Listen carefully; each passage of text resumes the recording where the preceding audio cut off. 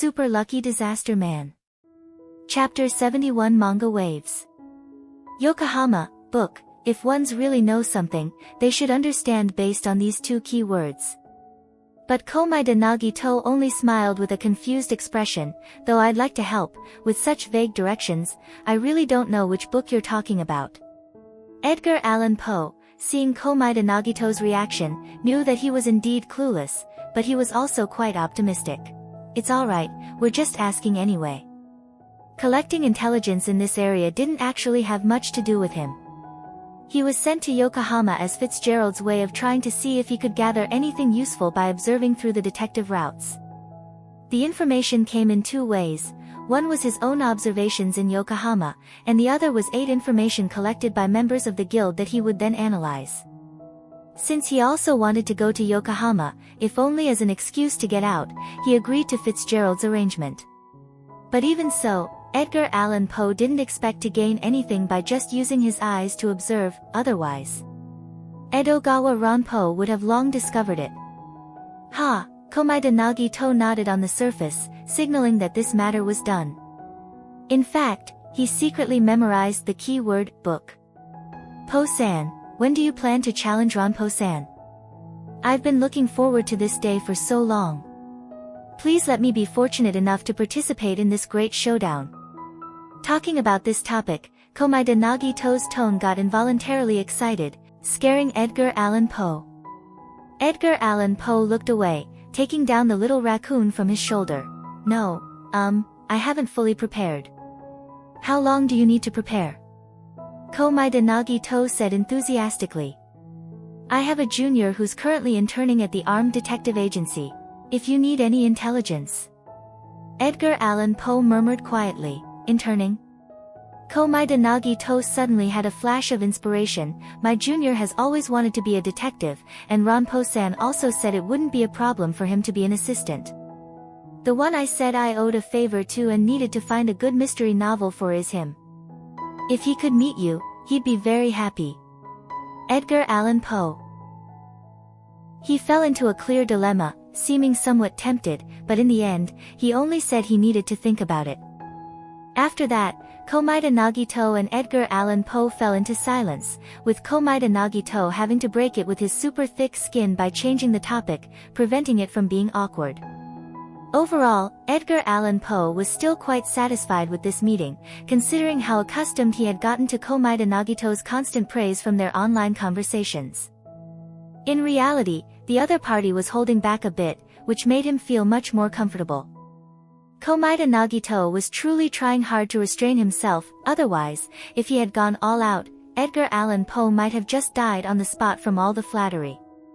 When Dazai-Osamu returned in the evening, Komaeda Nagito brought up Edgar Allan Poe. So, Dazai-kun, do you know what book Po-san was asking about? I sort of know. Dazai-Osamu didn't hide anything. But the information was given to Fitzgerald by me, so since Edgar Allan Poe doesn't know, I don't either. Komaeda Nagito realized, so Po-san is trying to complete a task ordered by Fitzgerald? They're part of the same organization, called the Guild.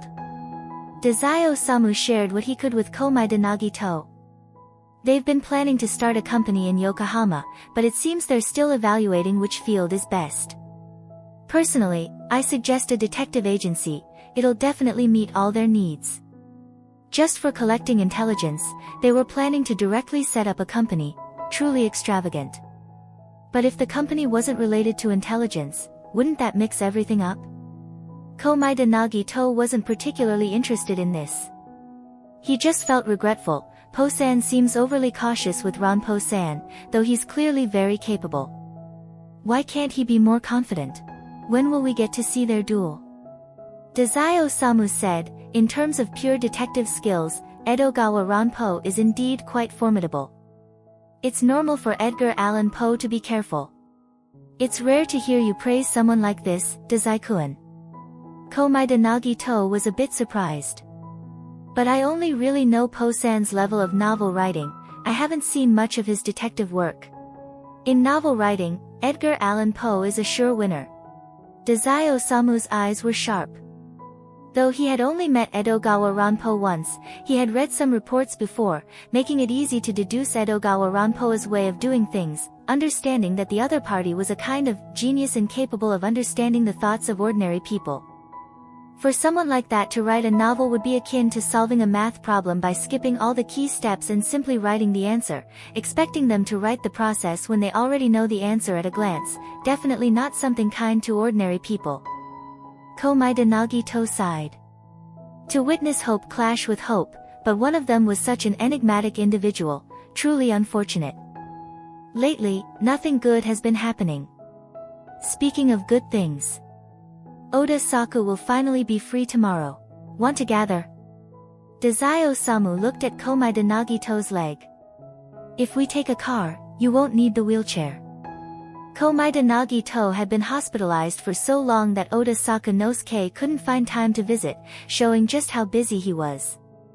It wasn't that Port Mafia could take over every waking moment of his day, but rather that he had children to take care of, work during the day, look after them at night, and chase deadlines, leaving no free time.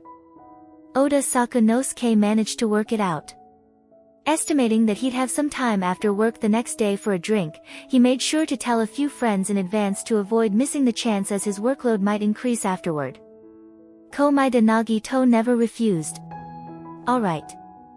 When the four of them gathered after several months, even Sakaguchi Ango, who was usually the last to arrive, came very early this time. After some concern for Komaeda Nagito, the poor hospitalized patient, Oda Sakanosuke became the center of attention. Oda Saku's really been extremely busy lately, Sakaguchi Ango frowned. In theory, the workload at the bottom levels shouldn't have changed that much. As an intelligence agent, Sakaguchi Ango's words held more weight than Dazai Osamu's as a senior executive. It's much better now. Oda Sakanosuke said, tomorrow, I'm going to continue submitting my resignation. Chances are, it still won't go through. Dazai Osamu spun the glass in his hand. Ango, don't interfere in this matter. Sakaguchi Ango looked worriedly at Dazai Osamu, saying nothing. If it was enough for Dazai Osamu to say he'd handle it himself, other than it being an interesting matter, there was probably only one possibility left, something Sakaguchi Ango wasn't suited to do. And based on his own intelligence, Sakaguchi Ango suspected that Mori Ogai was monitoring Oda Sakanosuke. Actually, back when Oda Sakanosuke applied to join Port Mafia, his resume had been quite striking. Unfortunately, the last line, won't kill, negated all his advantages, relegating him to a basic job. But that didn't mean Mori Ogai would ignore his talents simply because of his position at the bottom. Alright, I won't get involved. Sakaguchi Ango realized this rare gathering was getting too heavy, so he quickly changed the subject. Komaeda-kun, did you buy the continuation of your classmates' manga based on you and Dazai? Komaeda Nagito was a bit surprised. I haven't noticed lately because he said after finishing the last one he'd need some time. Sakaguchi Ango coughed, I bought it. Even Oda Sakanosuke was briefly speechless, Ango. The intention to watch the drama had already overflowed. Dazai Osamu's tone became meaningfully deep, Ango, despite your busy work, you still remember to buy manga magazines. Didn't expect you to be like this, Ango. After hearing from Dazai Osamu that the shoujo mangaka was a male, Sakaguchi Ango's fatherly instincts had nearly died out. So this time, his focus wasn't on Komaeda Nagito's friendship, but on a very simple reason. Oda Saku, aren't you curious how Dazai and Komaeda-kun look in the manga? Since it's only based on them, it probably won't be very accurate. As a writer, Oda Sakanosuke understood this well, but after a pause, he added, but I am a bit curious.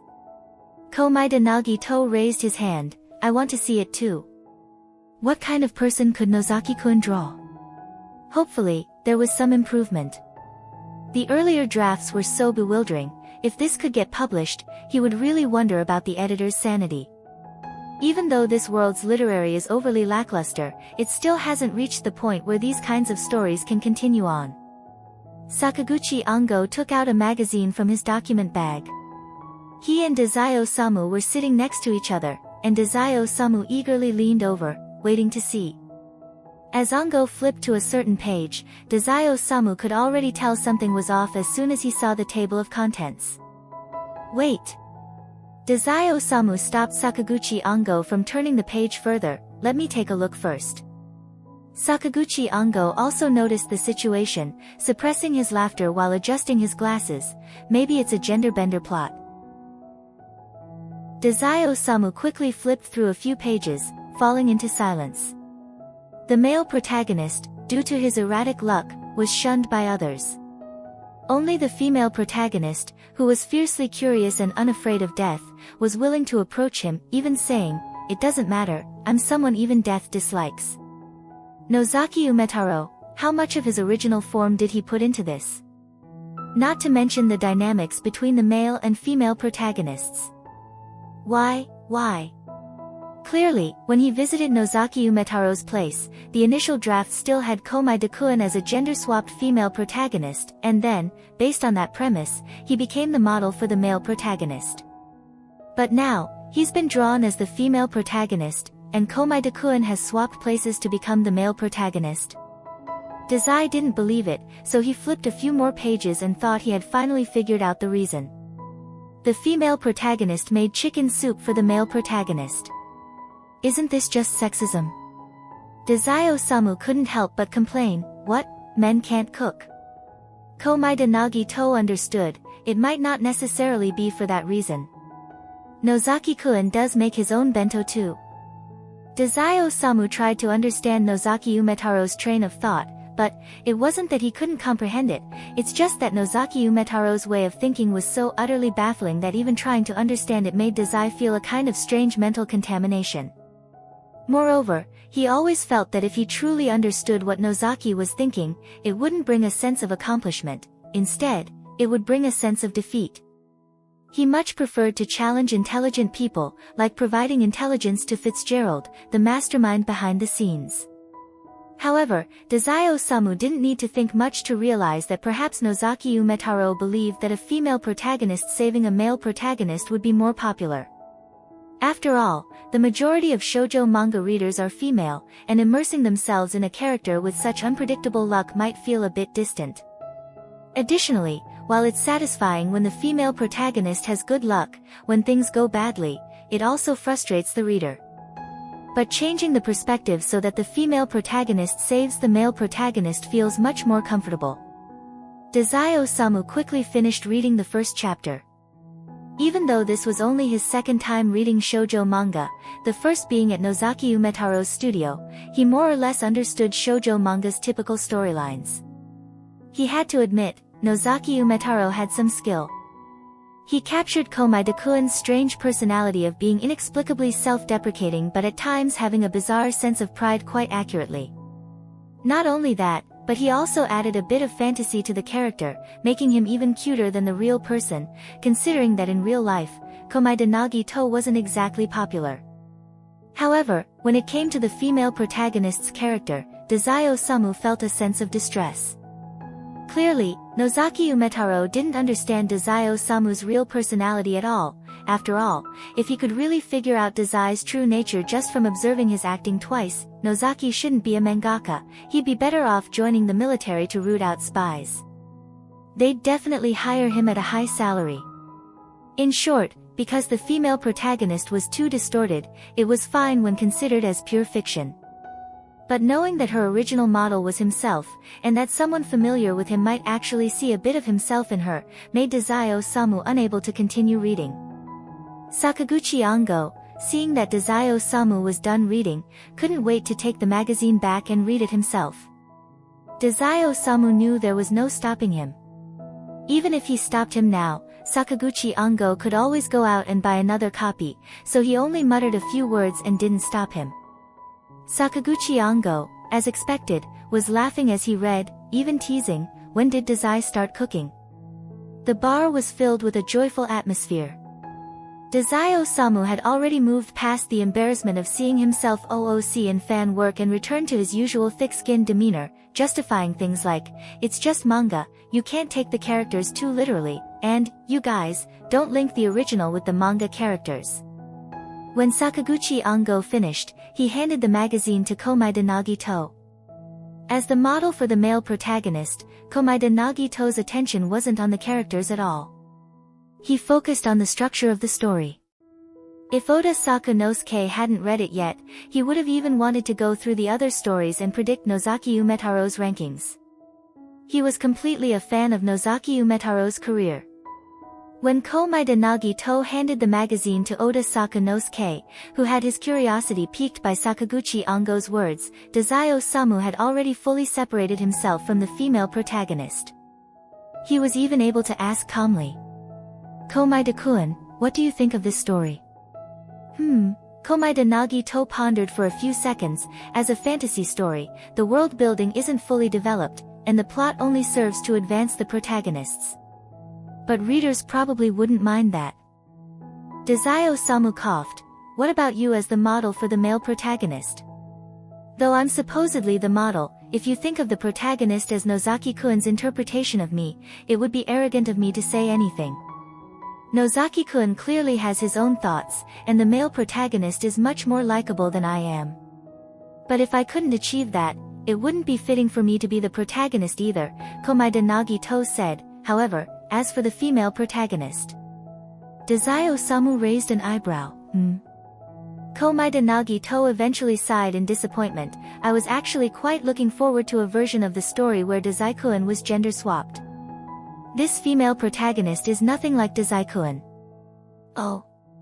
Dazai Osamu smiled. "If you're the male protagonist, would you prefer this female protagonist, or me?" At this point, Sakaguchi Ango suddenly remembered what Dazai Osamu had said before. "You're still not giving up, are you serious? Can't you first figure out whether your feelings for Komaeda-kun are romantic before you act?" As Sakaguchi Ango's expression subtly changed, another person in the bar also noticed something was off. That person was Natsume Soseki, who had been quietly leaning to the side, watching the young people get excited over shoujo manga.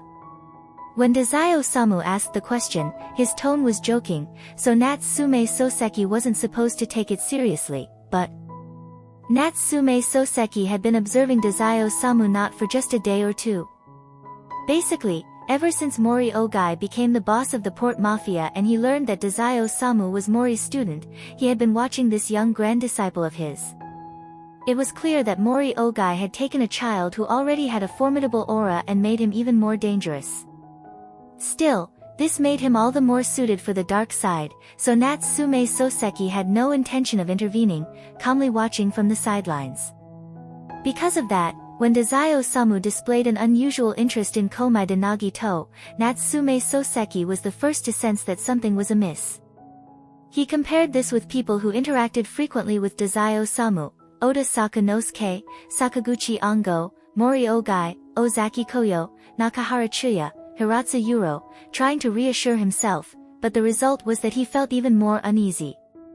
Initially, Dazai Osamu's attitude towards Komaeda Nagito was normal, but later it completely deviated from all previous forms, reaching a strange new level. As someone well-read and perceptive enough to become a renowned author, Natsume Soseki had a vague feeling about it earlier than anyone else. So, even if Natsume Soseki wasn't present when Dazai made his previous bold statements, now that he suddenly heard this, regardless of how much it sounded like a joke, he couldn't dismiss it as mere fun. Instead, he perked up his ears, seriously watching the four. Dazai Osamu's expression revealed nothing. His acting had always been superb. Oda Sakamosuke was reading the manga, his expression calm. Komaeda Nagito had his back to him, so Natsume couldn't see his face. Sakaguchi Ango.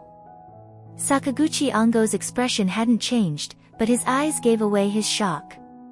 He definitely knew something. Natsume Soseki was, after all, both Mori Ogai's and Fukuzawa Yukichi's teacher, skilled at guiding situations with small hints. He realized almost instantly what he had missed. As a result, a pair of feline eyes stared intently at Komaeda Nagito, waiting for his response. Komaeda Nagito, without much thought, replied honestly, "Of course, it's Dazai-kun." There wasn't much that could follow that kind of teasing comment, and Dazai Osamu wasn't about to ask something like, "So what do you like about me?" like a typical shoujo manga heroine. So, there was nothing more. Dazai Osamu just smiled slightly. This smile only appeared at the corner of his lips for less than a second, yet unlike the previous smiles, it opened up, revealing a calm yet brilliant joy. Natsume Soseki remained silent. Such simple joy. If even over something so trivial Dazai Osamu could be happy about something like this when he himself thought the other was beyond saving, then maybe, just maybe, there was still a little hope left. Although Natsume Soseki was quite old, he wasn't a traditionalist. Just look at the inscription he wrote on the wall of the incense hall where he once taught students, unrestrained by reason, unrestrained by emotions, unrestrained by integrity. One could tell that his thinking was actually quite unsteady. Furthermore, after his previous two disciples graduated, Natsume Soseki never intervened in their lives again, respecting freedom and independence. He had no intention of interfering in Komaeda Nagito's personal life. When he spent time teaching Komaeda Nagito, he mainly focused on aspects of his worldview.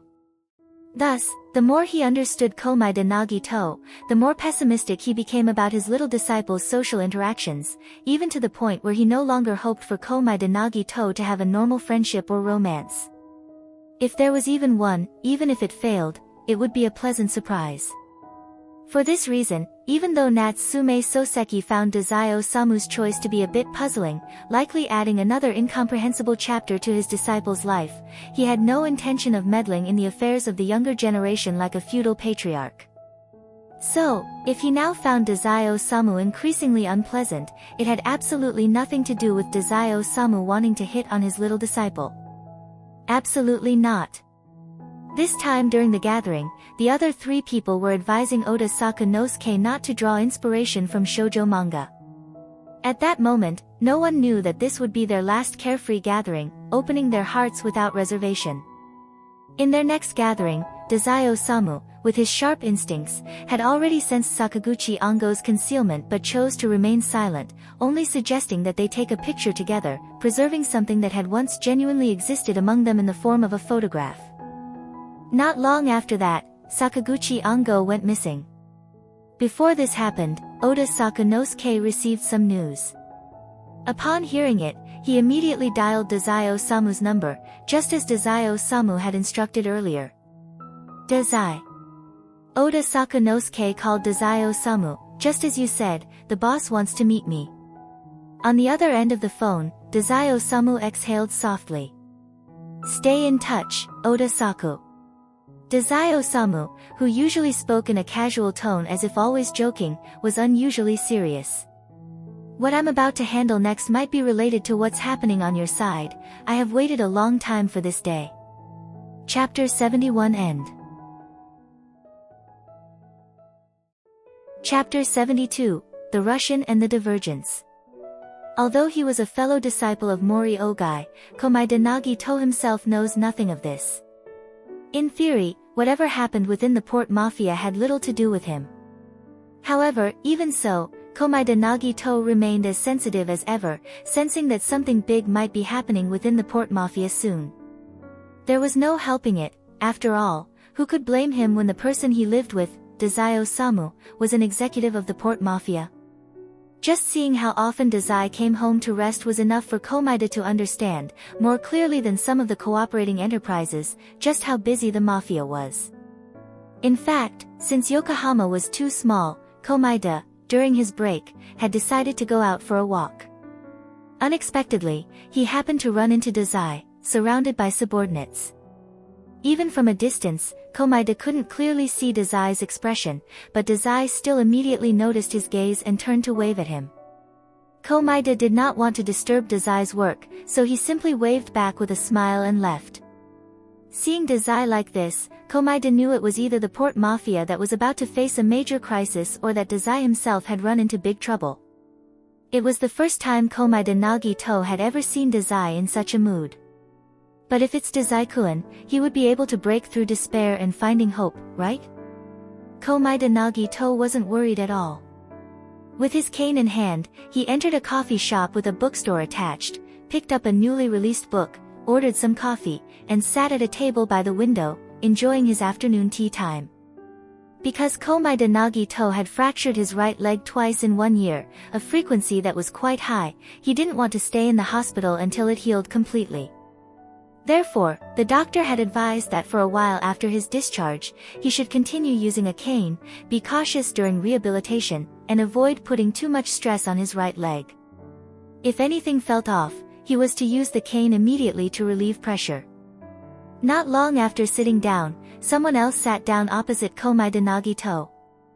The bookstore had limited seating, and each spot was valuable. There was no way they'd let someone occupy a whole table alone during peak times like lunchtime.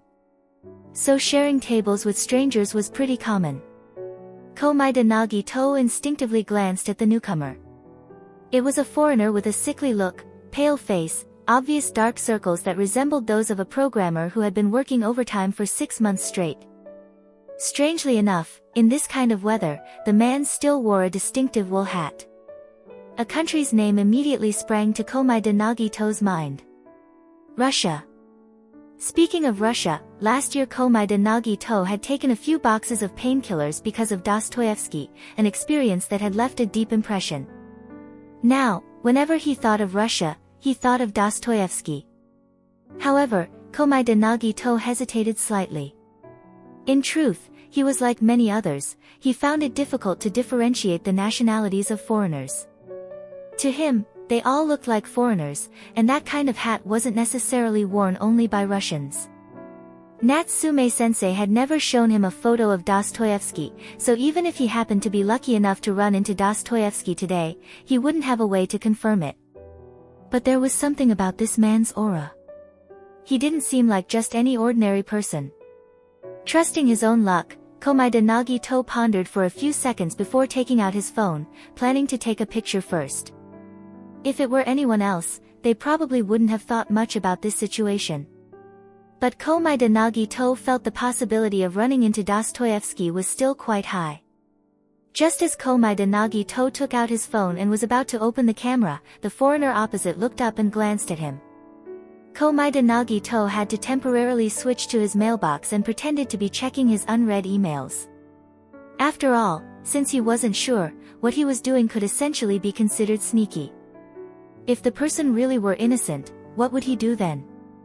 Komaeda Nagito didn't want to be so obvious about something like this. The foreigner spoke in Japanese. "Excuse me, is this seat taken?" The honorific language was quite fluent. Komaeda Nagito had this thought and replied, "No, it's not." "I see." The foreigner said, "I saw you looking at me for a while, so I thought someone else might be sitting here." His voice was soft, without a detectable foreign accent. It sounded as if he had grown up in Japan. Komaeda Nagito replied nonchalantly, "Sorry, I don't often see foreigners. I was just trying to guess your nationality earlier." The man blinked. "So, did you guess correctly?" "Well, based on the hat, I guessed you were Russian." Komaeda Nagito smiled wryly and whispered, "But I'm really not good at this. If you weren't wearing that hat, I wouldn't have been able to tell." "No." The man replied, "You guessed right." From the man before him, Komaeda Nagito sensed something akin to Dazai Osamu's aura. Perhaps it was similar to the times when Dazai Osamu pretended to deceive people, all traces of hostility seemingly vanished. It was a charm that made others unknowingly let down their guard, making them see Dazai Osamu as a close friend, a harmless yet mysteriously compelling atmosphere. But Komaeda Nagito wasn't sure if he had revealed something himself, as the man didn't continue talking to him. Instead, he bowed his head and started reading again, as if Komaeda Nagito's speculations were just baseless conjecture. However, when Komaeda Nagito decided to do something, his skin could be thick enough to surprise people. "It's my first time seeing a Russian in real life." "Your Japanese is excellent." The Russian spoke softly, "Thank you." Komaeda Nagito had wanted to ask more when he heard the vibration of a phone. The other man took out his phone, checked it, and gave Komaeda Nagito an apologetic smile. "I have something to attend to. Goodbye." He had only just sat down, yet he already had to leave. Although it was a bit of a waste of time, it was actually something that could happen to anyone. Plans to stay at home all day getting interrupted because a relative suddenly wants you to go out for dinner with them. Disrupted plans are pretty common. Suddenly, it seemed like this had just been a completely ordinary encounter, a passerby he'd randomly met and parted ways with. But ever since taking several boxes of painkillers, Komaeda Nagito had been sensitive to Russians. Taking advantage of the moment when the man turned his back, Komaeda Nagito snapped a picture of his silhouette and sent it to Natsume Soseki. "Sensei, I met a Russian today, and he gave me the same feeling as Dazai-kun. What's the likelihood of encountering a Russian in Yokohama?" Natsume Soseki's replies were always slow, so Komaeda Nagito didn't wait for a response before turning off the screen. According to Natsume Soseki's plan, the person they intended to fish out, Dostoevsky, was not supposed to know about Komaeda Nagito, whom he had hidden so well. After all, even the Japanese government he collaborated with didn't know about him.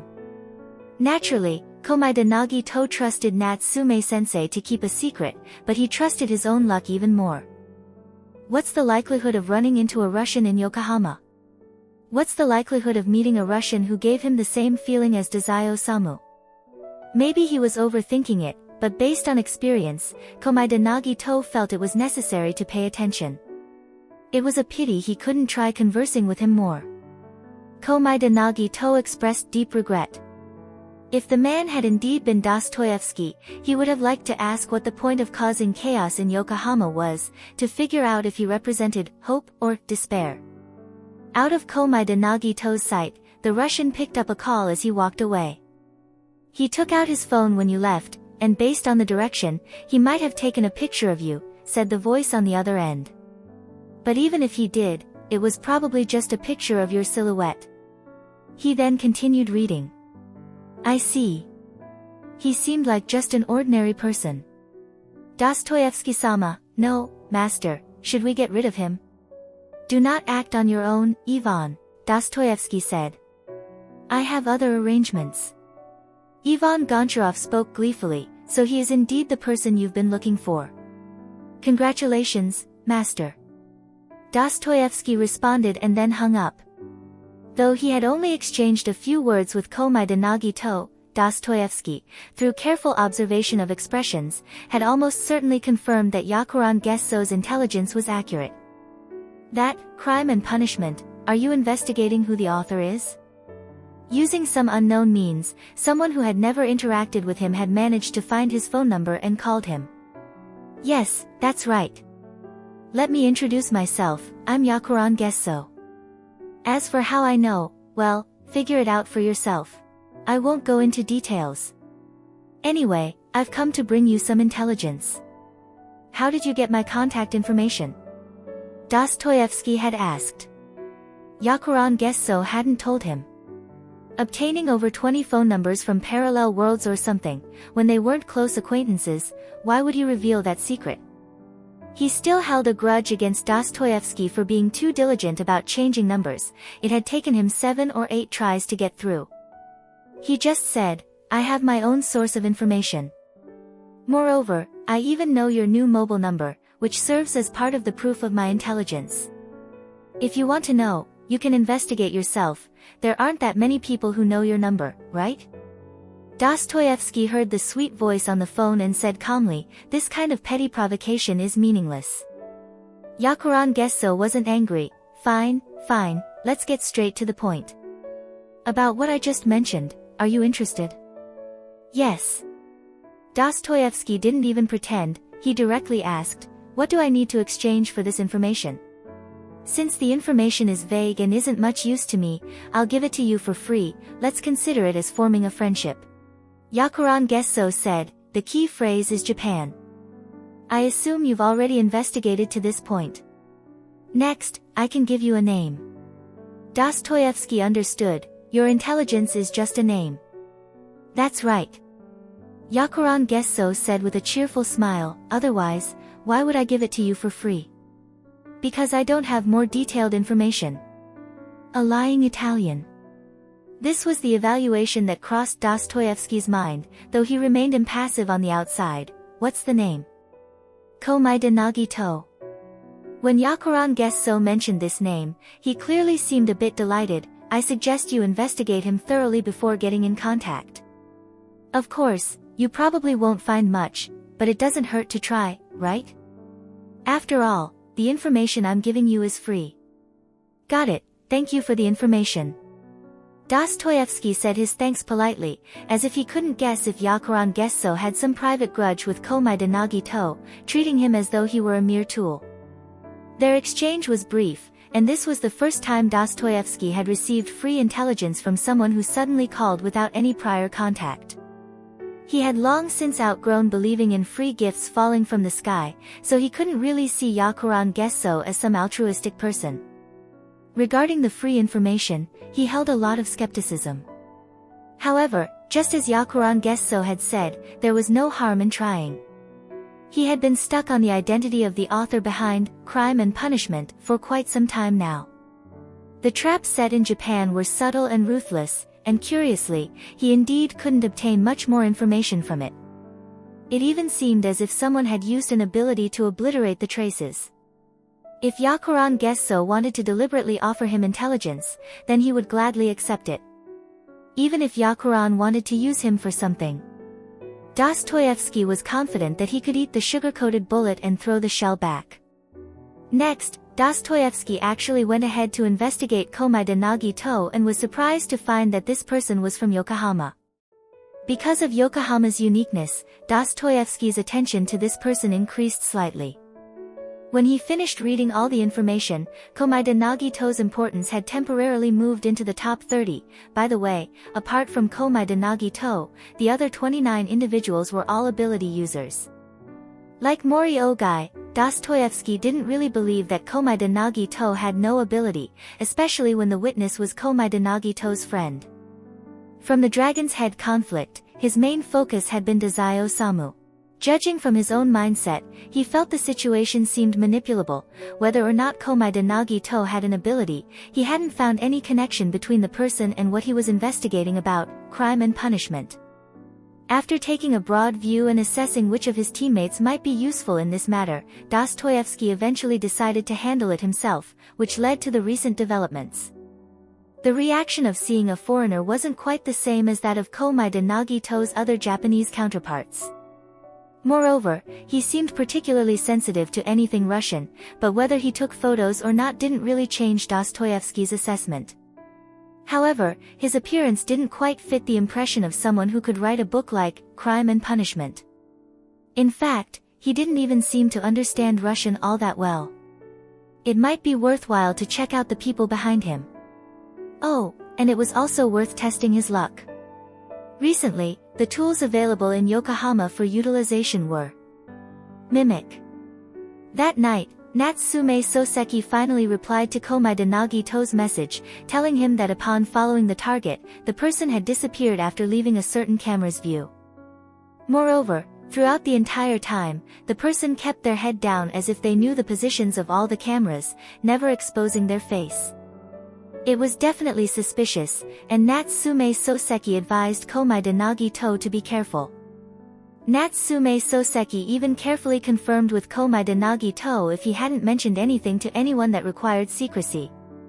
Komaida Nagito, of course, replied that he hadn't said anything to anyone. Well, that was strange. Both he and Komaida Nagito had hidden themselves well.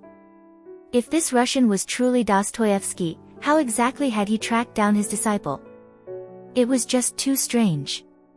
Even if it wasn't Dostoevsky, this shady Russian was very suspicious. It could very well be someone Dostoevsky knew. Overall, the situation just didn't seem right.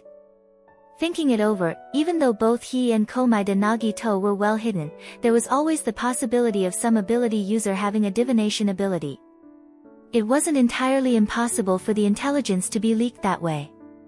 Still, while this Russian's actions were suspicious, after recalling everything that had been said and done, there wasn't really any malicious intent towards Komaida Nagito.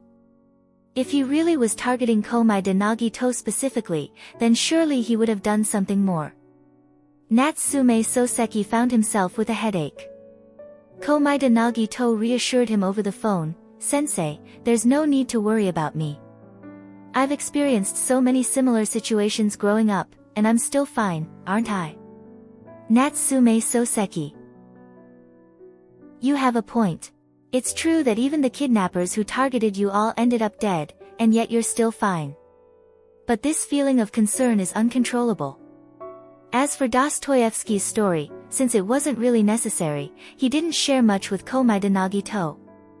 In terms of cunning alone, Komaeda Nagito was far from that so-called demon who had survived countless elaborate traps for nearly a year, leaving behind no clues. As for luck, that level of uncertainty could potentially disrupt plans. But last year, Komaeda Nagito had already shown his resolve, wanting to face difficult challenges head-on without retreating, causing Natsume Soseki now to be too embarrassed to tell him to hide away. Disciples are a debt. Natsume Soseki sighed as he hung up the phone, while Komaeda Nagito casually deleted the message log. Just as he was about to set the phone down, the sound of the door opening came from the entrance. It turned out Dazai Osamu, who was not supposed to come back today, had returned. Komaeda Nagito sat on the sofa, still holding the slightly warm phone. "Good evening, Dazai-kun." "Good evening, Komaeda-kun. I need your help." Dazai Osamu didn't even sit down. He walked over and started speaking. "Oda Saku is being followed by an enemy right now. The 5 children he adopted are being threatened because of him. I'm worried the enemy might target them, so could they stay at your place for a while?" Komaeda Nagito immediately understood. No wonder Dazai-kun was in such a foul mood. It turned out that Oda-san was being followed. Of course, Komaeda Nagito agreed without hesitation. "I'd be happy to help Oda-san. Besides, I might be surprisingly good at looking after kids. You know, in another world I took care of some elementary school students." "Good." Dazai Osamu's expression relaxed a bit. Komaeda-kun, with unexpected chaos all around him, somehow made people feel reassured, as if even in an apocalypse, Komaeda-kun would be the last person standing. Komaeda Nagito asked, "Which home should they stay at? This one, or the one in Tokyo?" Dazai Osamu replied decisively, "Tokyo." The next day, Dazai Osamu went to find Oda Sakanosuke to discuss safety measures. "Is it really okay for them to stay with Komaeda-kun?" Oda Sakanosuke looked surprised. "Komaeda-kun doesn't really seem like he's good with kids, plus his luck. He isn't very close to your kids," Dazai Osamu said. "The effect of his luck on them is likely minimal. As for looking after kids, it's only a matter of a few days. Feeding and sleeping shouldn't be a problem." Oda Sakanosuke said slowly, "If it's your suggestion, Dazai, I have no objections. It's just that I thought you'd have the port mafia provide shelter and safety, not someone that far away." Dazai Osamu pressed his fingers to his temples, "Because I have some concerns regarding the port mafia." To be blunt, he doubted Mori Ogai. Dazai Osamu had previously taken a trip to a parallel world through the 10-year bazooka and gained some not-so-detailed intelligence. Among that information was the reason why Dazai Osamu had to become the leader himself. Considering how hard the other version of himself tried to save Oda Sakanosuke, he suspected that Mori Ogai's role in it was probably less pleasant than it appeared. Especially since he finally managed to successfully negotiate with Vangala, getting the 10-year bazooka they had sent. Unfortunately, he couldn't enter that previous world. Instead, he fell into a river and rolled around for 5 minutes before he was back without even reaching the shore. As for swapping with another version of himself from that world, Dazai Osamu, based on the remaining traces, deduced that the other version of himself must have dozed off while drifting in the river. By the time he woke up, surveyed his surroundings, and looked at the note he had left, it was almost time to return. All the other him had managed to scribble down was, "Mori, betrayed, the kids, Oda Saku, Gi," and then he was gone. Although, based on recent occurrences, he roughly understood what the other version of himself was saying, it still didn't change the fact that ever since then, he hadn't been particularly fond of drowning as a method of suicide, because it was too peaceful, too easy to drift off to sleep. Only now did that thought finally become a little clearer to him. In short, for several reasons, Dazai-Osamu was currently extremely wary of Mori Ogai, but he wasn't quite sure what Mori Ogai's goal was. Could it really be as simple as trying to get rid of him? That didn't match Mori Ogai's usual behavior. His ambitions should be broader. Dazai-Osamu could have simply fled, but as soon as the idea crossed his mind, Ango's disappearance happened, and Oda Saku also got involved, so he had to stay put for the time being. Fortunately, Mori Ogai probably didn't know that Dazai was already suspicious of him, which still gave him plenty of room to maneuver. For example, he had relocated to a safe house out of the Port Mafia's reach. Even if Mori Ogai was in collaboration with Mimic and found out the kids' whereabouts to sell them to Mimic, it would still take considerable effort. Furthermore, Tokyo was a high-risk territory. If Mimic truly came to Tokyo for a killing spree, the party who helped them enter Japan would definitely be targeted by the government. Even if they weren't caught openly, they'd face a lot of trouble in the shadows. After all, up until now, the Special Division had turned a blind eye to the Port Mafia. Because things had been too chaotic for the past 2 years, they had to rely on the Port Mafia to keep Yokohama stable. If they truly found the Port Mafia displeasing, Mori Ogai would have a hard time. No one knew how much Dazai-Osamu overthink over a safe house address. Oda Sakunosuke, however, simply agreed without hesitation and began quietly preparing to secretly relocate the kids to Tokyo. The kids were very understanding, they knew how dangerous things were and that staying would only be a burden. Each of them promised to obediently follow the instructions of their older brother. Thus, 2 days passed peacefully without incident. On the third day, when Dazai-Osamu was reporting to Mori Ogai on the recent progress concerning Mimic, his phone began to vibrate. Mori Ogai seemed unconcerned and gestured for Dazai-Osamu to answer. Dazai glanced at the caller ID, frowned, and picked up the phone. Hello. The caller was Oda Sakunosuke, which was rare. He usually didn't initiate contact with Dazai-Osamu unless they were collaborating. Dazai. Oda Sakunosuke's voice was urgent, a stark contrast to his usual calm tone. The kids called me, and just as they said, the enemy is here, there was a loud explosion, and then the line went dead. I can't get through. Komai-Dakuin's phone is also unreachable. Dazai-Osamu's expression changed, and instinctively he looked at Mori Ogai. Oda Sakunosuke's voice was loud, and Mori Ogai, seated at his desk, heard it as well. But Mori Ogai's face showed genuine surprise and confusion. Wait, what?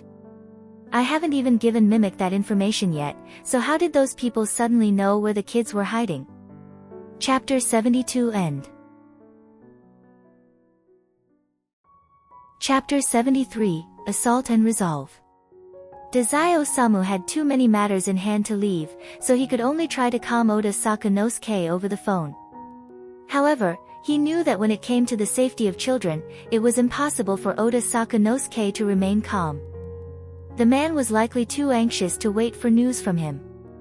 Thus, Dazai-Osamu straightforwardly suggested in front of Mori Ogai that Oda Sakunosuke head over to see the situation himself, while he would continue to gather more information. Mori Ogai didn't express any opinion on this, only gently clearing his throat. In any case, the meeting is over. You may leave for now. With a sullen face, Dazai-Osamu formally bowed, then turned and left the office. He seemed to be walking casually, but if one looked closely, they'd notice he was discreetly making a phone call. Mori Ogai. That reaction just now, was Dazai suspicious of him? But this time, he was really innocent. The moment Dazai-Osamu reached his own office, he called, Kazami. Dazai-san. The man called Kazami hesitated with the honorifics, hearing Dazai-Osamu's young voice, and sincerely asked over the phone, You want to inquire about Komai-Dakuin's situation, right? Are you police still keeping an eye on him? Of course.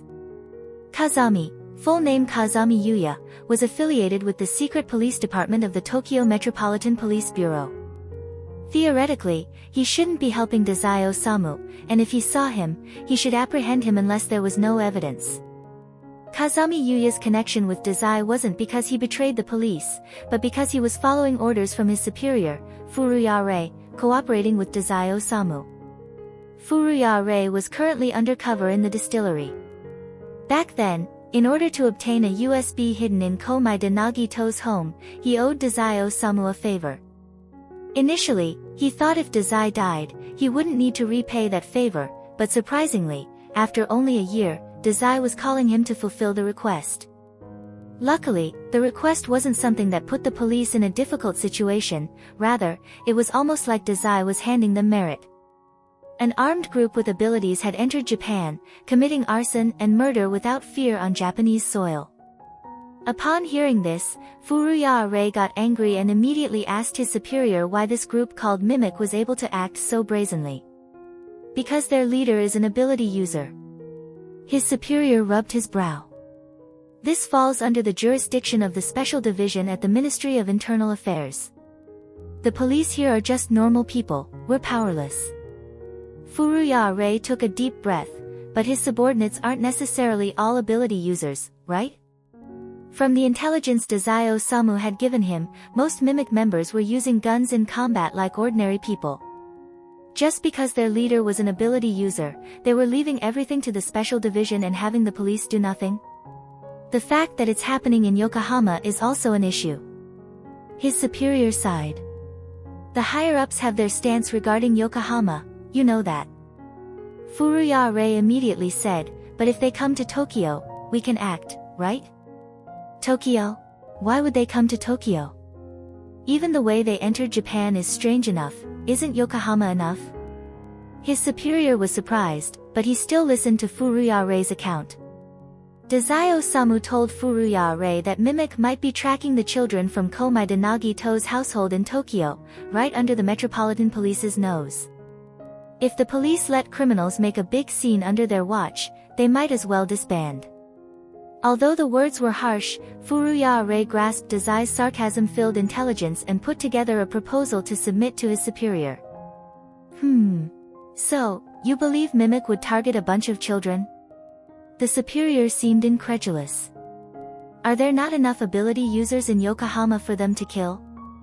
I have intel that confirms this possibility. The point isn't the children, but rather their guardian. In any case, I suggest the police be stationed nearby. If anything happens. Furuya's eyes toward his superior conveyed, you better get ready for this.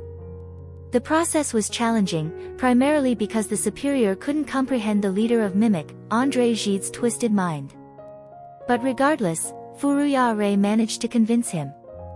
True enough, not all of them were ability users, and if this police operation succeeded, they could finally show the Special Division what they could do. They could definitely mock them for 3 whole years. The superior immediately began organizing the operation. Furuya, needing to return undercover, could only provide suggestions and remotely command, leaving the on-site matters to his subordinate, Kazami Yuya, while instructing him to consult Dazai Osamu if he was ever unsure. When Kazami Yuya first heard this order, he didn't think much of it, mainly because he had no idea who Dazai Osamu was. Once he found out, he was stunned. Mafia? Kazami Yuya adjusted his glasses. Furuya-san, why are we listening to the Mafia? The intelligence came from him. This is a personal cooperation between the police and him. He wants to take down Mimic even more than we do. Besides, Furuya reluctantly said, he's actually really smart. Though young, he's smarter than anyone I've ever met. Kazami Yuya still had doubts, are you sure this is safe? Could he be trying to make both us and Mimic suffer heavy losses? No. Furuya sighed. The homeowner is a close friend of his, and the children's guardian is another friend of his. Even if he wanted both sides to go down, he wouldn't choose this place to do it. Kazami Yuya. So you also think he might really be planning something like that, don't you? Moreover, you believe he doesn't just want mutual destruction, but wants to take it one step further, mutual annihilation.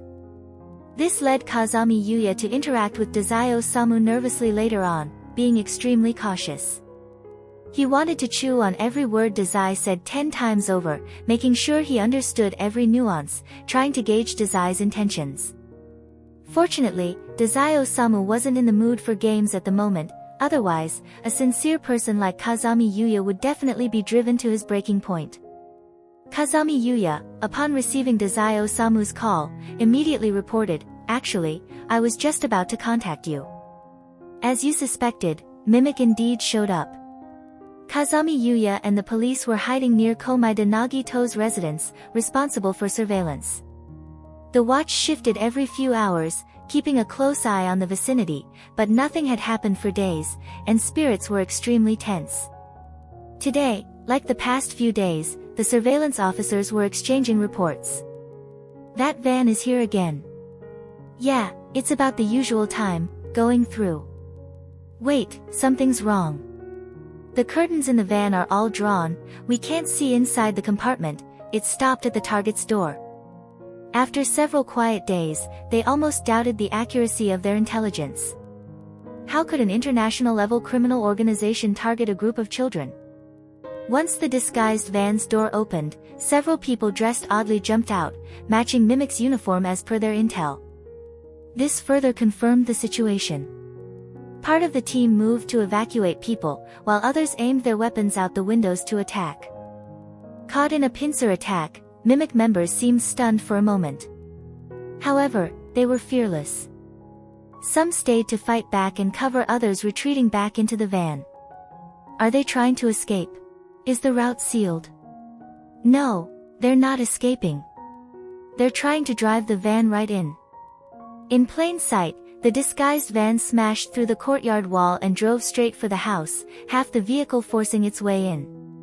The vehicle had clearly been modified, unaffected by gunfire, and despite such violent handling, it remained operational. Hidden inside Komaeda Nagito's house, Mimic members opened the doors and exited the van, ready to locate the children, only to immediately confront those hiding within the home. Of course, if the target is clear, there is no way to just stay nearby for protection. The police had long arranged people quietly inside Komaeda Nagito's house, preparing to respond at the moment anything truly happened. Fortunately, those kids, though small, are quite understanding.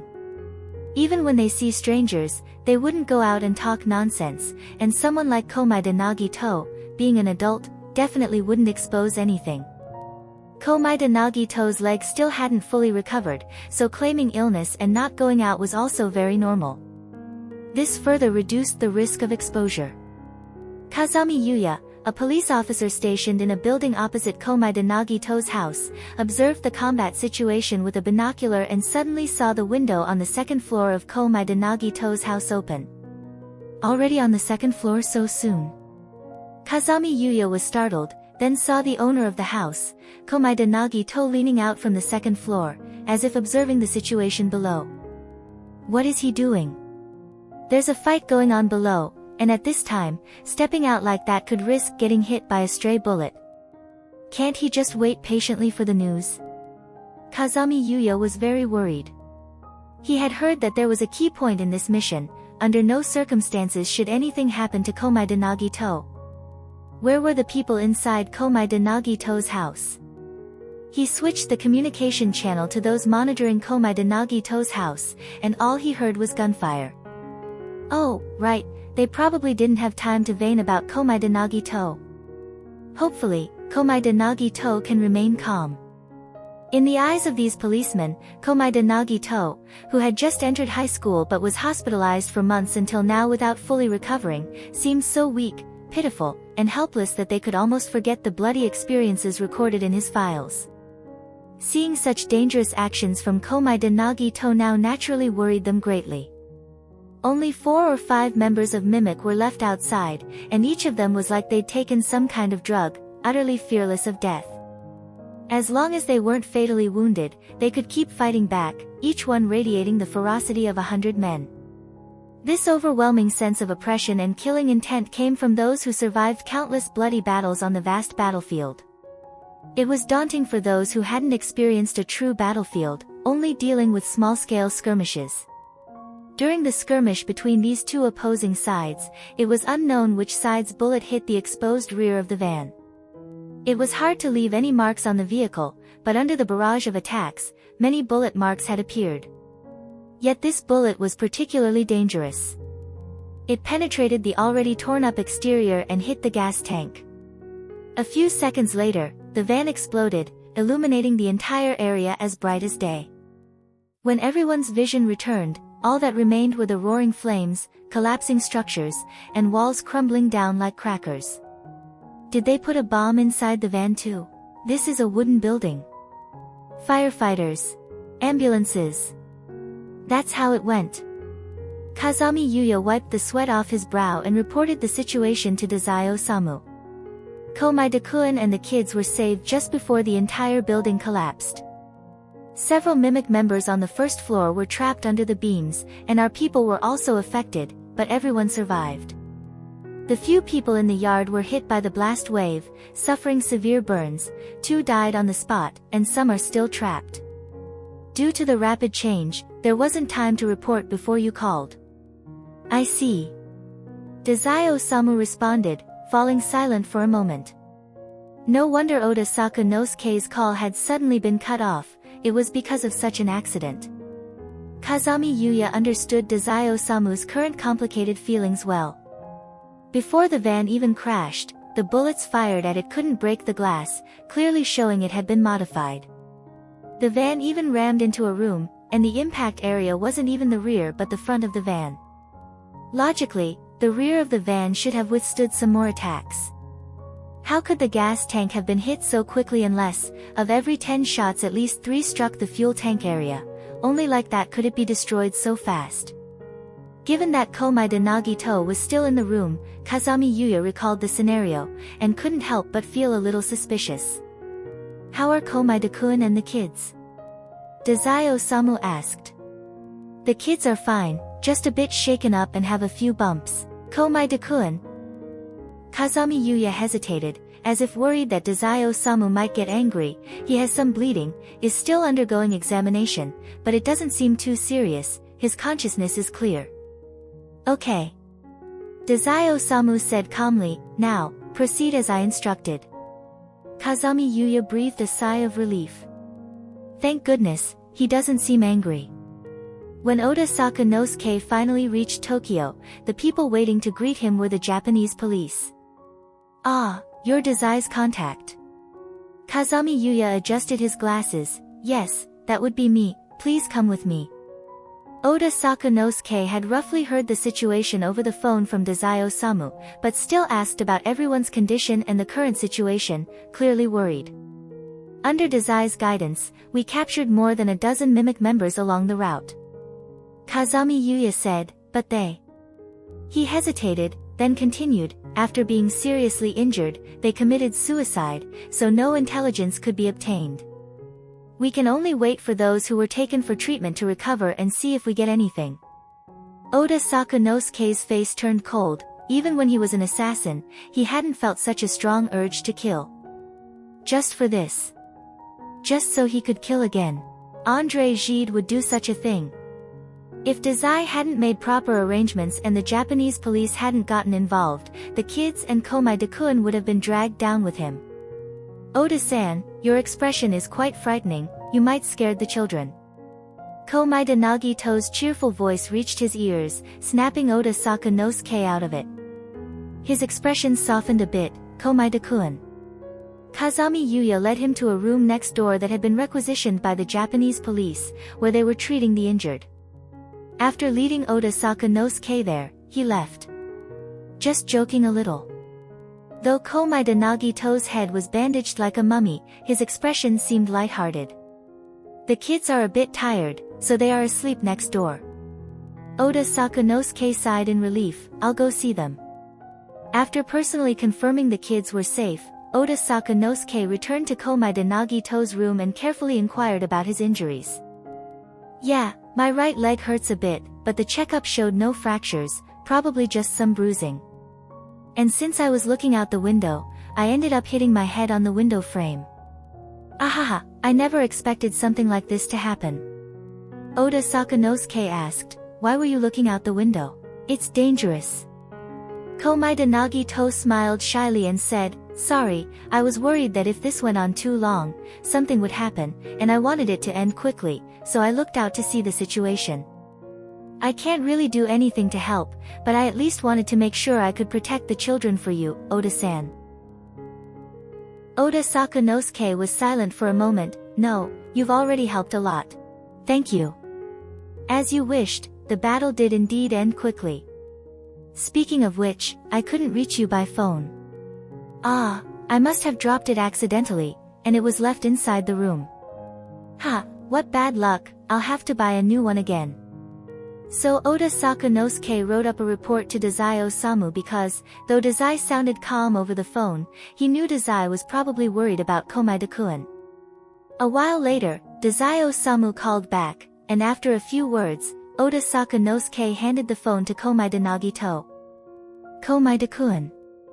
Dazai Osamu's voice, along with the sound of wind, came through slightly distorted on the phone. In the end, I still dragged you into this. Dazai-kun entrusted the children to me beforehand and analyzed the dangers.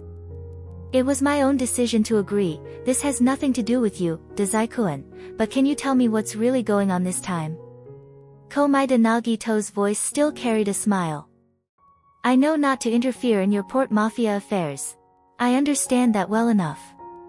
Someone like me wouldn't be able to do anything anyway, even if I knew. But now that I'm involved, shouldn't I be allowed to know a bit more? This request isn't unreasonable, is it? Did Komaeda-kun agree just for this? Dazai Osamu chuckled, the gloomy atmosphere dissipating somewhat. Fine then, you can ask Oda Saka now, he'll probably tell you. After chatting for a bit more, Komaeda Nagito handed the phone back to Oda Sakanosuke. Not sure what Dazai Osamu said, but Oda Sakanosuke's face looked uneasy. What are they planning next? I understand. Oda Sakanosuke hung up the phone and told Komaeda Nagito about everything that had happened during this time. To summarize, Sakaguchi-san is a triple agent, the leader of Mimic is named Andre Gide, and his ability is foresight. Since his ability is similar to Oda-san's, he started monitoring you, Oda-san, believing only you could kill him. Komaeda Nagito exclaimed in amazement, Sakaguchi-san is incredible. Oda Sakanosuke.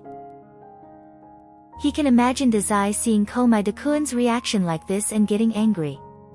However, for Komaeda-kun, this doesn't count as betrayal at all, because Komaeda-kun isn't even a member of the Port Mafia, and Ongo's side doesn't matter to him at all. In fact, following Komaeda-kun's logic, being able to act as a triple agent must mean he's very capable. Oda Sakanosuke, with his EQ in action, gently reminded, Dazai is really holding a grudge right now. You should avoid saying things like that in front of him. I understand. Komaeda Nagito responded with a cheerful smile, so, let's put aside Sakaguchi-san for now. Next, let's talk about you, Oda-san. Me? Because wasn't Gide following you, but you don't plan on killing him, right, Oda-san? That's right, Oda Sakanosuke said. I won't kill again, in order to complete that conclusion. I never thought they'd use the children to threaten me. But luckily, the children are safe, and for now, I can still keep my emotions under control. As expected of Oda-san. You truly hold on to your beliefs, and it's so full of hope. I believe you won't be defeated by such petty tricks. Komaeda Nagito, overflowing with enthusiasm, decided to try even harder to help Oda Sakanosuke, not letting those forces of despair tarnish such a brilliant hope. They failed this time, but who knows what they'll do next. You must be worried about that too, Oda-san. Yeah, I can't always be by the children's side to protect them, Oda Sakanosuke said. The best way is to get rid of Mimic completely, but they're strong, and their leader Gide's foresight is a real problem. On top of that, we don't even know where their headquarters is right now. Thinking carefully, normally the process would involve abducting the children, then leaving a ransom note, making the family go to the designated location. But since the entire plan got disrupted, no location had been left. Komaeda Nagito cleared his throat. If they plan to use the children to provoke you into killing, then if you ask directly, maybe they'll tell you? That's possible, Oda Sakanosuke pondered. But I suspect they'll commit suicide as soon as they regain consciousness. And there's no telling when that will be. But Dazai mentioned just now that he has some suspicions about the headquarters location, so it's only a matter of time. The main issue is the combat strength. Oda Sakanosuke sighed. Dazai said, considering what Mimic has left in terms of combat strength, if I don't kill, even the full force of the Port Mafia might not be enough to break through. After all, those guys are all battle-hardened soldiers, and foresight is a troublesome ability. But regardless of how they proceed, it really makes one uneasy. Komaeda Nagito smiled silently for a few seconds. I understand. His green eyes burned with a focus that could almost scorch those they looked upon. Oda-san, just focus on writing your novel. Those pests disturbing you, they will be gone soon. Chapter 73 End. Chapter 74, The Armed Detective Agency and the Angel of Death. If the police were to intervene, the situation would naturally be exposed, and the children would, of course, be taken under their protection. Oda Sakanosuke wouldn't even need to persuade them, it would be like they were moving into Komaeda Nagito's house, and each one of them obediently agreed. But, could those bad guys storm the police station? No, they won't be able to get into the police station. Oda Sakanosuke looked at the children, fully awake and full of energy, and the grim expression he had initially wore softened. Kazami Yuya, who was in charge of arranging this task, stood against the wall without saying anything. He could only watch as Oda Sakanosuke interacted with the children, murmuring quietly to himself. I almost thought he was going to kill someone. If the police intervened, then the relevant individuals would naturally have to be thoroughly investigated. As for Komaeda Nagito, nothing was mentioned for now, while Oda Sakanosuke's past record as a hitman caused quite a lot of reflection. He had once been to the police station, but was bailed out by the president of the Armed Detective Agency, Fukuzawa Yukichi. After that, there had been no record of him killing anyone again. The intelligence gathered also indicated a refusal to kill. After reviewing the information, the higher-ups seemed impressed by his reform, having given up his past as a killer to live a difficult life and still raise children. He is even switching career to be an author. Kazami Yuya was instructed to observe and, if deemed trustworthy, to recruit him, since, in the Port Mafia, Oda Sakanosuke was just a bottom-tier member. This time, he had narrowly escaped being cannon fodder, so the higher-ups felt that the police would be stronger competitors. The moment Kazami Yuya saw Oda Sakanosuke, he felt that his hitman instincts had probably not vanished, that killer might just end up going back to his old ways. Letting Oda Sakanosuke spend some times with his friends, he eavesdropped the conversation between Komaeda Nagito and him, as well as what was said over the phone. Only then did he feel reassured that Oda Sakanosuke could indeed control himself. Upon returning, the menacing aura Oda Sakanosuke had carried seemed to fade away. Now, watching him chat with the children again, he seemed just like a normal father, not much different from any other parent. After chatting with the children, it was time for the police to have a private discussion with Oda Sakanosuke. Faced with the recruitment offer, Oda Sakanosuke said he needed some time to think about it since he wasn't interested in continuing in that line of work and wanted more time to write. Although he needed a stable income to support the children, the work demands of the police, with their constant overtime, were not really suitable for him. Alright, take your time, Kazami Yuya sighed. Besides, you were bailed out by the president of the Armed Detective Agency back then, but you never actually joined the agency, right? An organization like the police, it might be even less appealing. However, Oda Sakanosuke was confused for a moment. The president of the Armed Detective Agency? Kazami Yuya was stunned. You didn't know? Ah, I know now, Oda Sakanosuke replied, looking as though something had dawned on him. Kazami Yuya started sweating. Oh no, did he accidentally reveal something he shouldn't have? After all, with Dazai Osamu keeping a close eye, Oda Sakanosuke, despite sometimes seeming naive, wouldn't agree to just anything easily. In the end, the police only proceeded with their prior agreement with Dazai Osamu, promising to handle the adoption procedures for the children.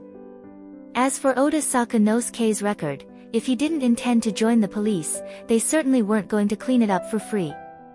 Dazai Osamu had no objections to this. Not long after Oda Sakanosuke and Komaeda Nagito returned home to Yokohama, Dazai Osamu also made his way back. Dazai Osamu glanced at Komaeda Nagito but didn't ask anything. After all, he already knew all the details from the police and Oda Sakanosuke. He sprawled lazily on the sofa and sighed. So, Oda-saku, what's your next plan? With the police involved, I can help cover things up with Boss Mori if need be. After all, you originally had nothing to do with the police. If you don't want to be labeled a traitor, just claim you didn't know anything. Being branded a traitor by the Port Mafia was no joke. Even though Dazai Osamu didn't particularly care, Oda Sakanosuke still had children to raise. It would be best to find a safe way out, otherwise, things would get complicated. When Dazai Osamu got in touch with the police, he didn't suggest that they directly take the children into protection to keep them out of Mimic's reach. His main concern was ensuring Oda Sakanosuke's safe escape. After all, there was no guarantee Mimic could actually find where the children were hidden, and if he openly involved the police, it might very well have the opposite effect. But now that the secret's out, Oda-saku, you should probably think about what to do next. Dazai Osamu hugged a cushion, complaining, Boss Mori definitely won't let you go now. He thinks you're quite useful, especially if you're willing to kill. He won't let that go. Oda Sakanosuke nodded.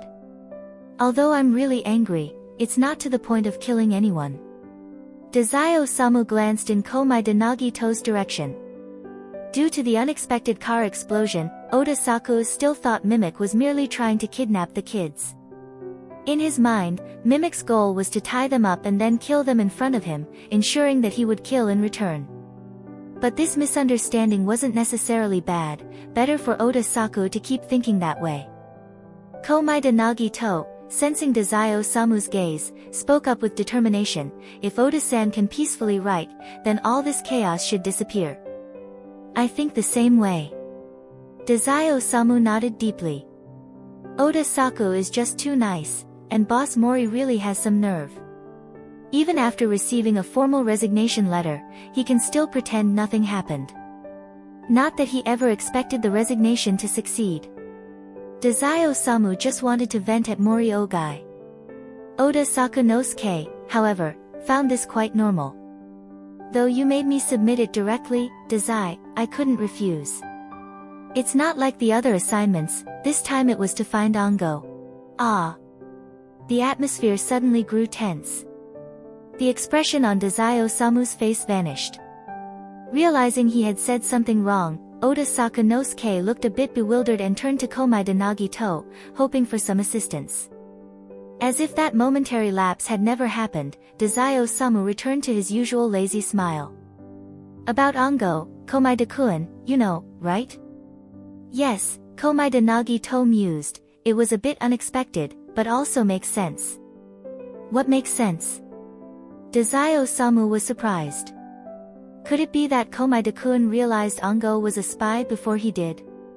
Though Komaeda-kun was smart, Dazai Osamu doubted that he could be better at reading people than himself. Well, Sakaguchi-san always seemed like he couldn't sleep well. I even thought the Port Mafia's treatment of its workers might be too much, Komaeda Nagito said thoughtfully. If he's a triple agent, that makes a lot of sense. I never imagined he'd be a spy, but it would explain why he's always tired. Otherwise, the difficulty of being a triple agent wouldn't be justified. Dazai Osamu. Completely disconnected from any emotions. Thanks for that. The atmosphere eased up a bit, and Oda Sakanosuke finally found a new topic thanks to Komaeda Nagito buying some time. Speaking of which, I learned something new from the police today. Oh. I was once bailed out. The person who bailed me out is now the president of the Armed Detective Agency. Oda Sakunosuke paused. Dazai, you asked me what my plan was earlier, didn't you? I've heard a little about the armed detective agency's reputation. What do you think about me joining them after resigning from the mafia? I wonder what their entry requirements are.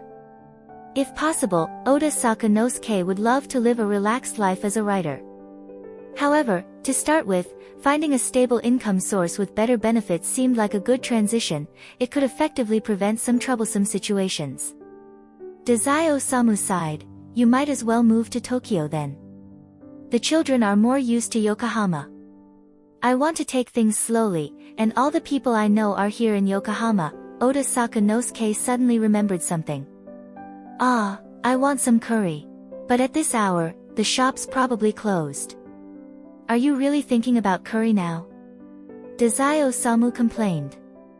Fine, the armed detective agency might actually be a good fit for you. You can try it after you resign. But for now, let's deal with Mimic first. Having them buzzing around is really annoying. Still haven't found their headquarters? If it's a matter of combat strength, I can help. Oda Sakunosuke only incapacitated opponents without killing them, but that was actually fine. Even if you haven't, Oda Saku, you don't need to worry about it. Just tell Boss Mori that you're still investigating if he asks, nothing more. It was clear that Dazai Osamu's opinion of Mori Ogai was at an all-time low right now. Just as Oda Sakunosuke was about to say something, Dazai Osamu suddenly made a silent gesture and motioned for Oda Sakunosuke to look to the side. Following his direction, Oda Sakunosuke noticed that at some point, Komaeda Nagito, without a sound, had closed his eyes and was leaning against the sofa, asleep. The coat Dazai Osamu had casually thrown on the sofa when they entered was now being used by Komaeda Nagito, who had likely felt a bit cold and pulled it over himself. Oda Sakunosuke suddenly realized. After everything that happened today, both physically and mentally, everyone was exhausted. The kid managed to get some sleep, but he himself had been pushing on, staying alert until they finally got home. Dazai Osamu stealthily got up, carefully lifted Komaeda Nagito, who was around the same height as him, and carried him to the bedroom. He returned a moment later. Alright, where were we? Oda Sakunosuke. Well, he had said everything he needed to. Should he take this chance to leave now? When Komaeda Nagito woke up the next day, Dazai Osamu and Oda Sakunosuke were nowhere to be found. His phone had a message from Dazai Osamu, telling him to focus on recuperating. If he needed to go to the hospital for a checkup, he should go. As for the mimic issue, while they had discussed it, he wasn't expected to do anything. He should just enjoy his summer break. After reading the message, Komaeda Nagito couldn't help but sigh. Was my idea to step in really that obvious? Well, as Dazai-kun said, it would be pretty easy to figure out. If Komaeda Nagito asked, Dazai Osamu would honestly tell him, yes, it was quite obvious. However, considering what Komaeda Nagito knew, Dazai Osamu thought he probably wouldn't do anything drastic, so he decided not to worry. In truth, Komaeda Nagito did need some help right now. Without knowing the location of the mimic headquarters, any plan would be impossible to start. After making some preparations, Komaeda Nagito dialed Kudo Shinichi's number. Komaeda-senpai. Kudo Shinichi's surprised voice came over the phone. It's rare for you to call me. Is there something going on? Kudo-kun, I have a commission I'd like to give to the armed detective agency. Huh? Is it about a case? Can you let me take a look first? Kudo Shinichi's voice suddenly became excited.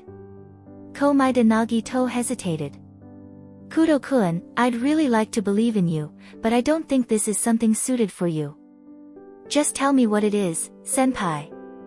It's about an organization called Mimic. Mimic? Just then, a voice that didn't belong to Kudo Shinichi came from the other end. Hey, assistant, where's Ranpo-sama's soda ramen? Sorry.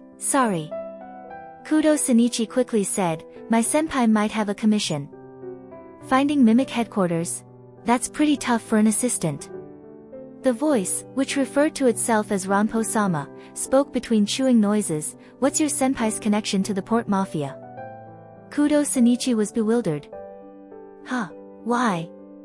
Wait a minute, does that mean, Ranpo-san, you're going to take the case? Ranpo-sama isn't interested.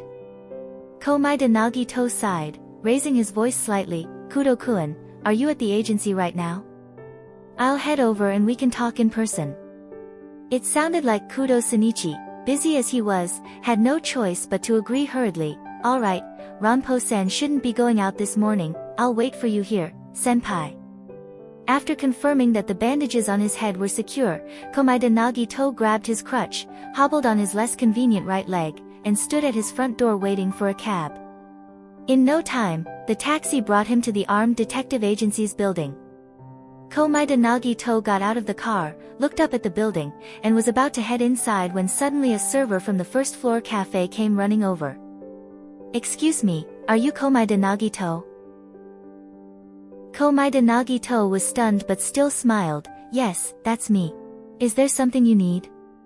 Someone asked me to deliver this letter to you. The server handed him an envelope. Thank you. Although slightly confused, Komaeda Nagito took it. Who was the person who asked you to deliver this? It was a customer who just left. He said if I saw a young man with a crutch and white hair, I should hand it over. While opening the letter, Komaeda Nagito asked, what did he look like, do you remember? He looked kind of sleep-deprived, had heavy dark circles. Also wore a strange hat, but, the server blushed. He was really handsome, had a nice voice, and even gave me a generous tip. Are you two not acquainted? No, I know him. Komaeda Nagito quickly read the contents of the letter, his eyes growing brighter. Thank you, this is exactly what I needed, a huge help. Judging by the server's description, the person who gave him the letter was likely the one he had met before. Although he didn't understand how the other party could gauge the timing so well, or how they knew he was coming to the Armed Detective Agency, this letter truly came just in time. The server, remembering the work still waiting at the cafe, quickly excused herself. After reading the short letter a few more times, Komaeda Nagito folded it and put it in his pocket, then proceeded into the building as planned. When the elevator opened, the entire floor belonged to the Armed Detective Agency. Komaeda Nagito heard the clamor inside and knocked on the door. Kudo Shinichi answered the door. The moment Kudo Shinichi opened it, he was surprised. Oh my god, senpai, you look worse than before. Does it have anything to do with Mimic? Komaeda Nagito gave a wry smile. Ha, I was attacked yesterday. I just heard that it's a terrorist group. How did you get tangled up with them? Kudo Shinichi, both worried and bewildered, led Komaeda Nagito inside. Ah, that over there is Ranpo-san, but he doesn't take on the usual cases, so you'll have to talk to me first. After Komaeda Nagito was led to the reception area and seated, he took out his phone, checked it, and set it aside. Simply put, I want the agency to help me find the location of Mimic's headquarters. Senpai. Kudo Shinichi gave him a wary look. What are you planning to do? Judging by Kudo Shinichi's expression, it was clear he suspected Komaeda Nagito intended to do something reckless. Sorry, I'd rather not say. Kudo-kun, do you usually ask clients so many questions? Kudo Shinichi, feeling slightly stung. Kunikita Dalpo, who had been keeping an eye on Kudo Shinichi, saw him hesitate and hurried over to intervene. Let me take over. This is Komaeda Nagito, Kudo Shinichi supplied. Alright, Komaeda-san. Kunikita Dalpo, full of professional demeanor, asked, this kind of search request, it's best if there's a lot of information. Also, considering the danger level of an organization like Mimic. 100 million. Sorry. Komaeda Nagito said, what I mean is, the commission fee is 100 million, and the information. Ah, one moment. He noticed a new email notification on his phone, immediately picked it up, and opened his inbox.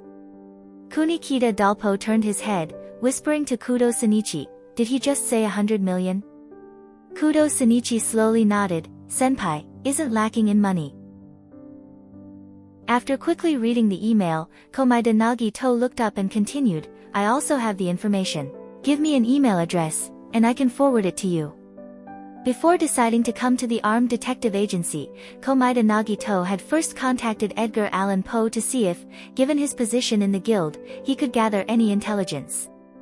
Edgar Allan Poe recommended the guild's intelligence officer, who happened to be in Yokohama at the moment. The response from the intelligence officer was swift. Although they could investigate, they were currently too busy with more pressing matters and could only do a favor for Komaeda Nagito as a personal favor to Edgar Allan Poe, at a discounted price. If Komaeda Nagito needed the information urgently, he would need to consolidate some scraps of intelligence about Mimic and provide them. When Komaeda Nagito asked how long it would take to locate Mimic's headquarters, the officer couldn't give a definite answer due to their busy schedule and suggested he seek help elsewhere, specifically, the Armed Detective Agency. Thus, Komaeda Nagito decided to come here. The email just received was from the intelligence officer, who had sent the consolidated information. Komaeda Nagito waved his phone. The intelligence officer I commissioned has just sent me the information. Edogawa Ranpo suddenly appeared, sitting beside Komaeda Nagito, who didn't seem to notice when he arrived. He picked up Komaeda Nagito's phone and looked at the open screen, which hadn't been locked. Ah, I see.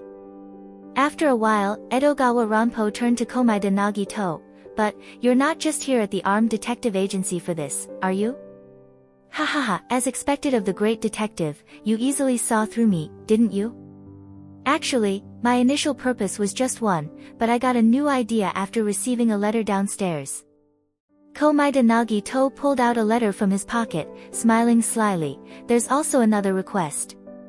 I wanted to ask Dr. Yosano of your agency to cure me. Kunikida Dalpo tensed up suddenly. Kudo Shinichi, confused, asked, Senpai, if you want treatment, isn't going to the hospital better? That's too slow. Yosano-sensei is an ability user. Her treatment will be much quicker. True. Kudo Shinichi had been interning here for quite a while, so of course, he knew Yosano Akiko was an ability user. But he didn't know the details well. He looked curiously at the overly tense Kunikida Dalpo. Senior, can we take this request? Of course not. Kunikida Dalpo replied, we're a detective agency, not a hospital. Komaeda Nagito laughed, if you're worried I won't be able to meet the treatment conditions, rest assured, I have no objections whatsoever. Edogawa Ranpo narrowed his eyes, you know the conditions for Akiko's ability to activate and still want to make this request? Give me the letter. I wasn't entirely sure, but seeing your reactions confirmed it. Komaeda Nagito handed the letter to Edogawa Ranpo. It's about Dr. Yosano's ability, and about her past in the military, where she was called the Angel of Death. I don't agree. Yosano Akiko had initially come over to the reception area just to see why even Edogawa Ranpo was there, only to overhear something that stirred her worst memories. You should go. Your injuries aren't serious at all, just take good care of yourself for a while, and you'll be fine. There's no need to make this requests. We won't take this kind of request. Are you Dr. Yosano? Komaeda Nagito wasn't affected at all by Yosano Akiko's cold words. He looked sincere and enthusiastic. Are you concerned about my health? Thank you, really. Actually, I know resting would work too, but my leg is really inconvenient right now, and it affects my movement, so I hoped you could help me.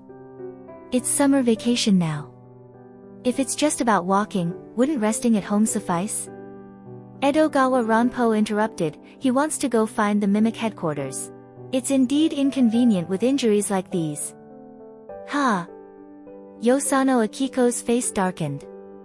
You want me to heal you so you can go get yourself killed? Not happening. Ranpo, you can't take his request either. Edogawa Ranpo stood up, alright then, Ranpo-sama is going to get some snacks. But Mimic caused trouble for my friend. Komaeda Nagito was still trying to persuade them. That has nothing to do with you, leave it to the police. Yosano Akiko said firmly, for minor injuries like this, just go to the hospital. Ha! So, it's because my injuries are too light that Dr. Yosano doesn't want to accept the request? Komaeda Nagito sighed. If that's the case, I understand. Yosano Akiko had a vague feeling that something was wrong. What? Komaeda Nagito took out a gun from his coat and aimed it at his chest. Stop him! Yosano Akiko shouted. Kudo Shinichi, who was sitting across from Komaeda Nagito, instinctively lunged forward to stop him. But before he could make contact, a gunshot rang out. Komaeda Nagito pulled the trigger. The red bloom of blood spread across his white shirt, quickly staining most of his clothes. Blood gushed from his mouth as he slumped back on the sofa, slowly sliding down. Senpai. Kudo Shinichi, trembling, pressed on the wound, trying to stop the bleeding, but could hardly speak. Cough, so. Komaeda Nagito coughed, smiling weakly. Can you accept my request now? Yosano Akiko was almost frozen in shock. This guy, is he mentally ill or what? Chapter 74 End. Chapter 75, The Junior Brother and the Detour to Save the Nation. Yosano Akiko felt like this scene was truly a nightmare repeating itself. Back when she was still in the military, although she could save soldiers from near death with her ability, she could do nothing for their mental state, watching as each soldier, unable to die, slowly fell into despair. She refused to continue treatment, but Mori Ogai, who was also in the military at that time, forced her to use her ability again by shooting a soldier in front of her, and she, unable to bear watching him die, went against his wishes and saved him again. In the end, she went from being beloved by everyone, the angel of healing, to the angel of death, and those who liked her even resorted to suicide to escape her. And now, once again, someone who originally didn't need it ended up gravely injured because of her ability. Yosano-san. Kudo Shinichi, trying his best to administer first aid, turned to her and shouted, "Can you save him? Please, save him." Yosano Akiko snapped out of the nightmare, bit her lip, and quickly stepped forward to use her ability. The next moment, Komaeda Nagito's breathing stabilized, and the speed at which the pool of blood beneath him spread also slowed in just a few seconds. Yosano Akiko. So he was really on the verge of death just now. Her ability only worked when the person was near death, and this guy had really been cruel enough to himself. Komaeda Nagito opened his eyes, wiped the blood from the corner of his mouth, looked at the shocked and flustered Kudo Shinichi, and said awkwardly, "Sorry, did I scare you?" Kudo Shinichi snapped back to reality and said, "You just got saved, and that's all you have to say." Komaeda Nagito thought for a few seconds and then smiled brightly. "It looks like your mental state is pretty good. I underestimated you, Kudo-kun." As expected from someone determined to become a great detective, what just happened must have seemed like a minor situation to you, right? Everyone. Kudo Shinichi was too angry to speak. Is that the point here? Can't you worry about yourself for once? Komaeda Nagito was still checking his own body. He unwrapped the bandages around his head, stood up, moved his legs, pressed on his ribs, and looked pleasantly surprised. Yosano-san's ability really is amazing. I've completely recovered. With such a minor injury, it was totally unnecessary to use her ability on me. I understand now. Letting it heal naturally would have taken 2 or 3 months and still bothered Yosano-san. How inconsiderate of me. Yosano Akiko was instantly too angry to speak. It had nothing to do with the severity of the injury. The reason she refused just now wasn't because this guy's injury was too minor. What happened here? Probably drawn by the gunshot, Armed Detective Agency President Fukuzawa Yukichi came out of his office and hurried over, falling into silence as he faced the scene that looked like a crime scene. Kunikida Dalpo finally calmed down after the shocking events. He quietly pulled Kudo Shinichi aside and whispered, "Your senpai." Halfway through, Kunikida Dalpo didn't know what to say because the words that first came to his mind weren't exactly polite. Has a mental issue, has some problem in his head. Fortunately, Kudo Shinichi was good at reading faces, and when he saw Kunikita Dalpoa's slightly troubled expression, he immediately understood. He replied quietly, he was always like that, but not this extreme. Kunikita Dalpo nodded deeply, indicating that he understood. Simply put, he was never normal, but this time he'd gone exceptionally mad. At least he wasn't driven insane by being at the armed detective agency. Meanwhile, Komaeda Nagito was explaining the situation to Fukuzawa Yukichi. Sorry, it's all my fault. To make Yosano-san use her precious ability on something trivial, I shot myself. Ahaha, sorry for causing trouble. Fukuzawa Yukichi nodded grimly. Please don't do that again. Life only comes once, such recklessness is truly too much. President Edogawa Ranpo, who had gone to get snacks but probably couldn't eat after all this, had somehow turned back. He looked around near the sofa, picked something up, and ran over to Fukuzawa Yukichi, excitedly saying, Look at this. Ranpo, I'm in the middle of a conversation.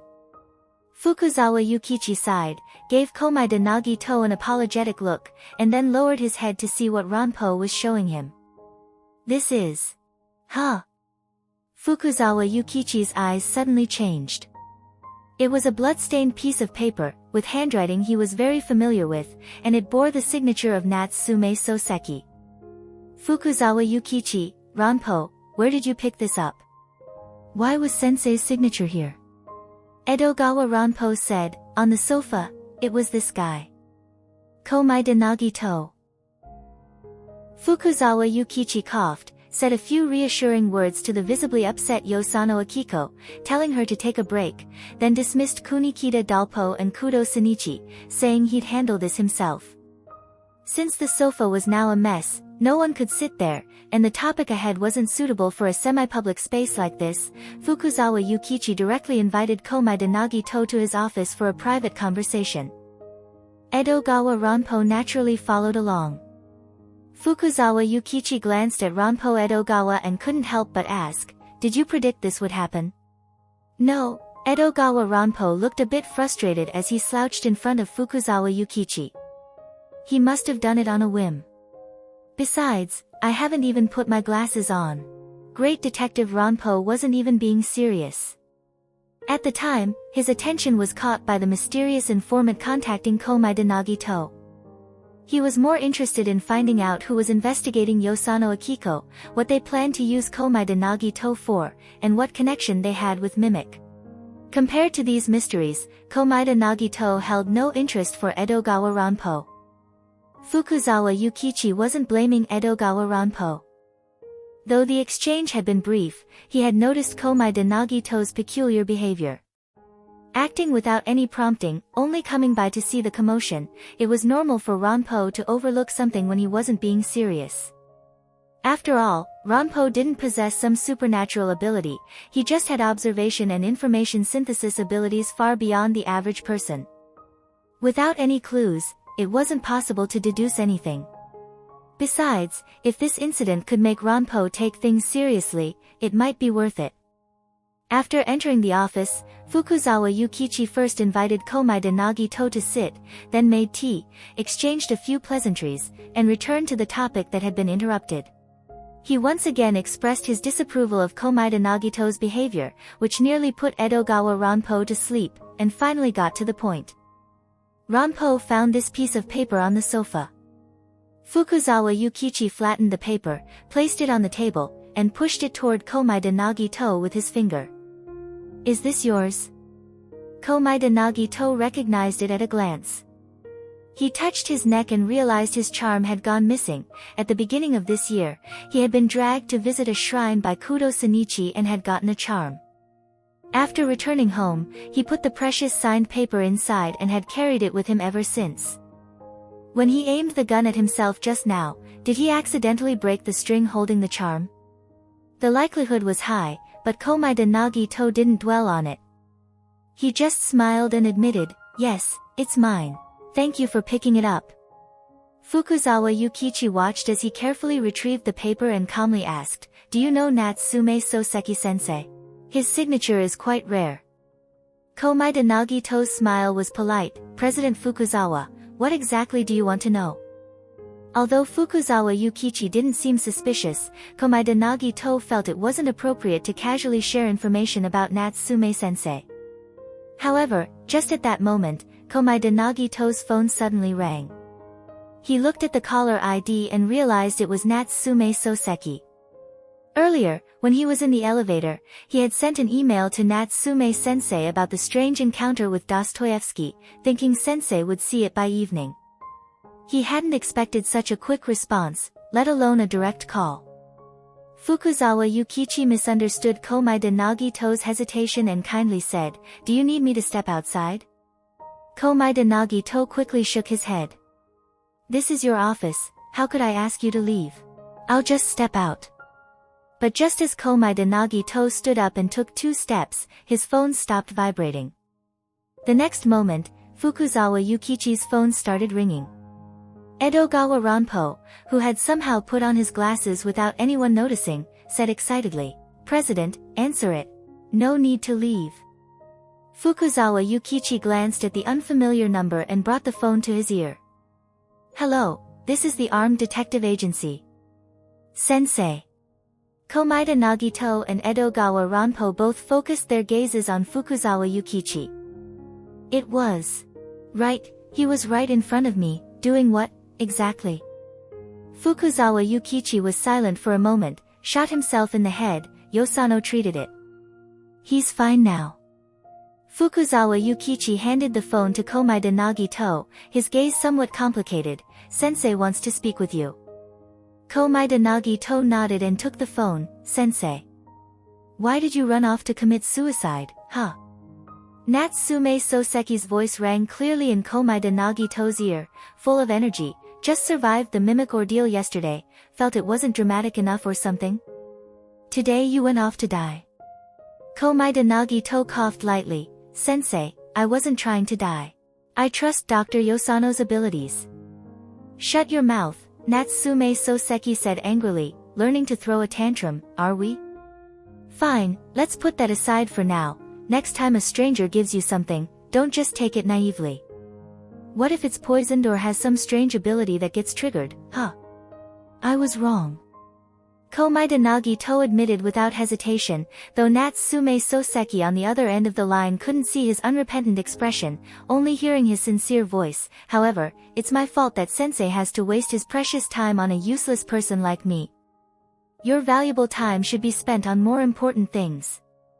Natsume Soseki found it difficult to gauge the real meaning behind Komaeda's sarcastic words, despite his improved skills at deciphering such speech. Was this complaint about his rambling? Or was it a subtle hint telling him not to waste time on him and go focus on his own business instead? When Komaeda Nagito started running his sharp tongue, he truly showed no regard for rank or status. Back then, he even secretly criticized Natsume's plan for being poorly made and took it upon himself to revise it. It left Natsume Soseki at a loss for words. But Natsume Soseki had learned a thing or two about dealing with such situations. This old man is indeed doing something important right now, too bad the rat managed to slip away. Since you're at the Armed Detective Agency now, if any Russian intelligence comes up, just tell your senior directly. I've already given my instructions. Is President Fukuzawa also one of Sensei's students? As expected of Natsume Sensei, all your students are extraordinary. You can tell at a glance they're not ordinary people. It almost makes me feel embarrassed to be mixed in among them. Natsume Soseki took a deep breath. No need for embarrassment, just fix that attitude of yours. If you were really that self-effacing, you wouldn't be so good at taking matters into your own hands. Now give the phone back to your senior. Komaeda Nagito obediently handed the phone back. It was evident that Fukuzawa Yukichi rarely received a direct call from Natsume Soseki, as he seemed surprised and a bit bewildered. Whatever Natsume Soseki said to him, he responded seriously, and after a long while, ended the call. After putting down the phone, Fukuzawa Yukichi silently turned his gaze towards Komaeda Nagito. Komaeda Nagito had an obedient expression. Senior. Fukuzawa Yukichi. He felt a bit of a stomachache coming on. The first time they met, this junior had shown up drenched in blood, seeming quite unhinged. Then he took the call and heard the conversation between this junior and Natsume-sensei. Their odd manner of speaking was confusing in a different way compared to Ranpo. In the end, this guy became his junior. Since he was underage and full of dangerous thoughts, Natsume-sensei asked Fukuzawa to keep an eye on him. Fukuzawa Yukichi felt a bit weary. He recalled Komaeda Nagito's words on the phone just now and couldn't help but think, perhaps disrespectfully, did Natsume-sensei find this junior troublesome, deciding that, since he'd managed with Ranpo, maybe he could handle another? No, Natsume-sensei must have had some deeper reason for making this arrangement. Natsume-sensei said if you have any ideas, you should discuss them with me first. Fukuzawa Yukichi, entrusted by Natsume-sensei, naturally took his task seriously. I understand your injuries have been treated, but that wasn't your original purpose, was it? Komaeda Nagito nodded. I want to know the location of the Mimic headquarters. Edogawa Ranpo interjected angrily from the side. He plans to take on Mimic by himself. Though Edogawa Ranpo hadn't heard Natsume Soseki's conversation, he could guess by Fukuzawa's response. Natsume Soseki was asking Fukuzawa to look out for Komaeda Nagito. Edogawa Ranpo wasn't about to argue with the president's decision, but he was annoyed. Knowing Komaeda Nagito's personality, Fukuzawa Yukichi would surely end up worrying a lot, meaning less time for Ranpo, which made him a bit jealous. Fukuzawa Yukichi, hearing Ranpo's words, immediately became serious. You don't have an ability, and they are a fully armed group. What could you possibly do there? Leave it to the Port Mafia, they've already negotiated with the Special Division. It's only a matter of time before they deal with them. We have to wait for the Port Mafia's gravity manipulator to return. Edogawa Ranpo adjusted his glasses, sarcastically commenting, but that might take a while. If push comes to shove, Mori Ogai might agree to bring him back. You heard that? Fukuzawa Yukichi relaxed a bit. You don't need to do anything, just wait. Don't make sensei worry. Komaeda Nagito, who had been calmly observing Fukuzawa Yukichi, showed no sign of the previous madness that drove him to point a gun at himself. Seeing how serious Fukuzawa Yukichi was in stopping him, he knew his main objective was unattainable this time. Ha! How unfortunate. Still, his body was fully healed now, which was an unexpected joy. He hadn't thought he'd regain mobility so quickly. As President Fukuzawa rejected his request, there was no need to push further. Komaeda Nagito smiled. I see, my apologies for troubling you, senior. It seems I also scared your staff. Unfortunately, I didn't bring anything to make amends. I wonder if Dr. Yosano will forgive me. I'll speak with Yosano. Fukuzawa Yukichi's expression clearly suggested he was ready to end this conversation. Go home and rest. Though your body is healed, the mental strain from Yosano's treatment also requires some recuperation. By the way, your weapon. Fukuzawa hesitated for a moment before sighing. Keep it for self-defense. Though carrying a gun was illegal, Natsume-sensei had mentioned that a dangerous Russian had been after this junior lately, and Fukuzawa Yukichi felt safer knowing Komaeda Nagito had some protection. Natsume-sensei hadn't objected, after all. As long as Yosano Akiko wasn't around, hopefully, he wouldn't end up pointing it at himself again. This kind of compromise, Fukuzawa Yukichi could handle. Ha ha ha, thank you, senior. I only managed to pick up this one gun. If it were confiscated, I wouldn't know where to find another. Komaeda Nagito said cheerfully, then I'll take my leave for now. Fukuzawa Yukichi. Why was Yokohama still in such chaos that even regular citizens could just pick up weapons anywhere? How was Mori Ogai managing things? Wait. Fukuzawa Yukichi frowned. You shouldn't go out like this. Let me get you a coat to cover up. Komaeda Nagito looked down at himself, covered in blood, and finally seemed to realize, blinking in sudden awareness, you're right, haha, I forgot. Fukuzawa Yukichi. How could anyone forget something like that? Natsume-sensei, your standards for accepting disciples are getting stranger. Fukuzawa Yukichi sorrowfully went out to borrow a coat for Komaeda Nagito from a staff member, ensuring that he wouldn't scare anyone. He escorted him all the way to the elevator, making sure he didn't engage with anyone else to avoid further incidents. Komaeda Nagito had limped in, but now he left briskly, even leaving his crutch behind in the armed detective agency, confusing the cafe waiter downstairs who delivered the letter to him. Standing by the roadside waiting for a taxi, Komaeda Nagito's mind wasn't idle as he considered what to do next. From what his senior had said, leaving it to the port mafia wouldn't work. Even Edogawa Ranpo had mentioned that Mori Ogai wouldn't be calling back the gravity manipulator anytime soon. This person seemed to be the mafia's most powerful fighter. Without his return, according to Dazaikuin, there was no way to quickly deal with Mimic with the available forces in Yokohama. If that was the case, Oda-san wouldn't be able to write in peace. Even if he resigned to write novels, Mimic wouldn't let him go. If he remembered correctly, next week was Oda-san's manuscript deadline. If he could make it in time, he might be eligible for a prestigious literary award. The editor was hopeful, and Oda-san had shared the good news with him. Oda-san's progress was already delayed by overtime work recently, and now, with this situation, there's no way to calm his mind, so they didn't bring it up again. However, it's not entirely hopeless. This time, Oda-san's story features an assassin as the protagonist, supposedly because he's continuing that unfinished novel with no ending. He thinks what he's going through these past 2 days should be able to give him plenty of inspiration. If only he could focus on his writing during this whole period. Just then, a taxi pulled up, and Komaeda Nagito naturally got in, gave the address, and then called Edgar Allan Poe. Perhaps Edgar Allan Poe was somewhat concerned about the outcome of Komaeda Nagito's visit to the armed detective agency, as the phone call connected after just a few rings. "Pokun," Komaeda Nagito said in a tone filled with regret. "I've just returned from the armed detective agency. Unfortunately, Ranpo-san couldn't give me an answer for my request. I did meet with Ranpo-san, yes, and he did look through the information, but in the end, he just returned the phone to me. Even for 100 million, he wouldn't take the case." Edgar Allan Poe, sounding a little confused but also intrigued, said, "How could that be?" "I know, Pokun.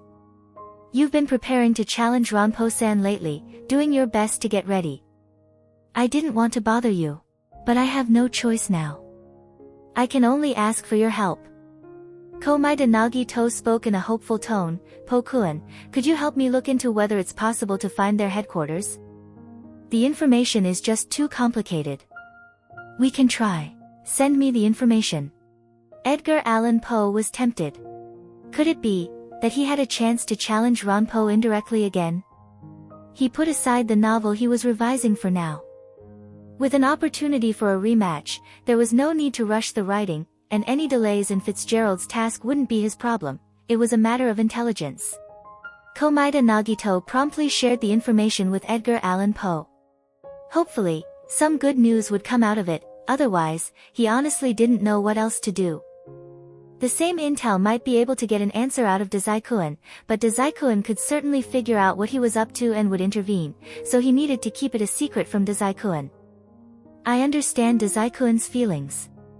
But still, I'm really quite upset. Komaeda Nagito put away his phone, sighed, and muttered to himself, this is such a crucial work. Oda-san has to be able to write it properly, but Dazaikuin's restrictions are just too much.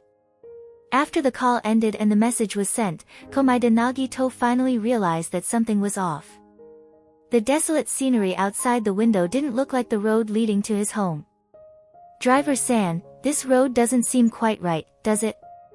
The driver pulled out a gun, didn't turn around, and gestured towards Komaeda Nagito. "No calls to the police, hand me your phone, and stay quiet. Otherwise, I might shoot without aiming properly." Komaeda Nagito casually threw the phone toward the front seat. "Ah, a kidnapping, huh? It's been a while. It feels kind of nostalgic." Driver. Although the driver felt something was off, he was reassured when he saw that Komaeda Nagito truly had no intention of resisting. He had overheard something about 100 million yen commission on the phone and thought he must have struck gold by pure chance. This kid was loaded. Originally, he'd only planned to take a regular passenger, but letting a rich kid go like this would be a waste. Despite his lack of preparation, dealing with a young kid didn't require much. A bit of intimidation would do. Sure enough, it seemed like the kid had plenty of experience with being kidnapped, judging by how calmly he was cooperating. This should go smoothly, the driver thought.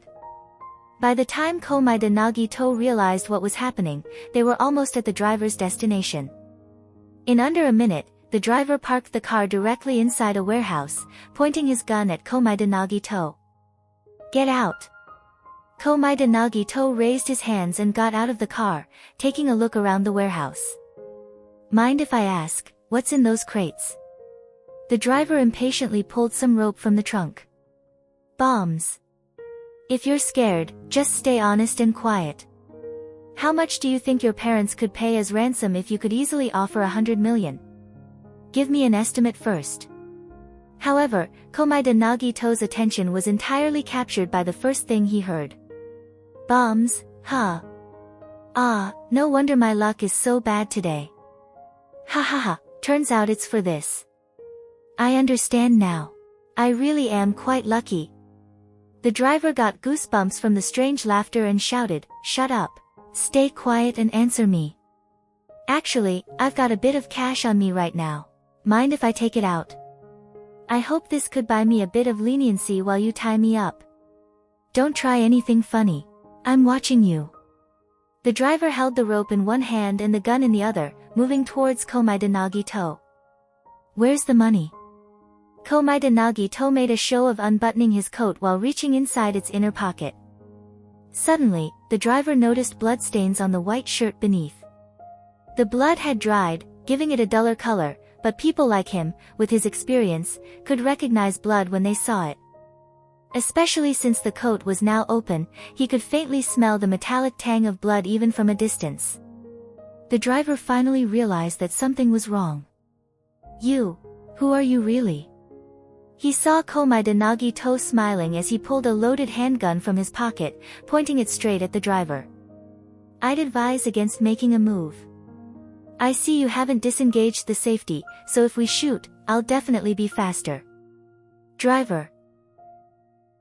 Who on earth did I kidnap here? Chapter 75 End.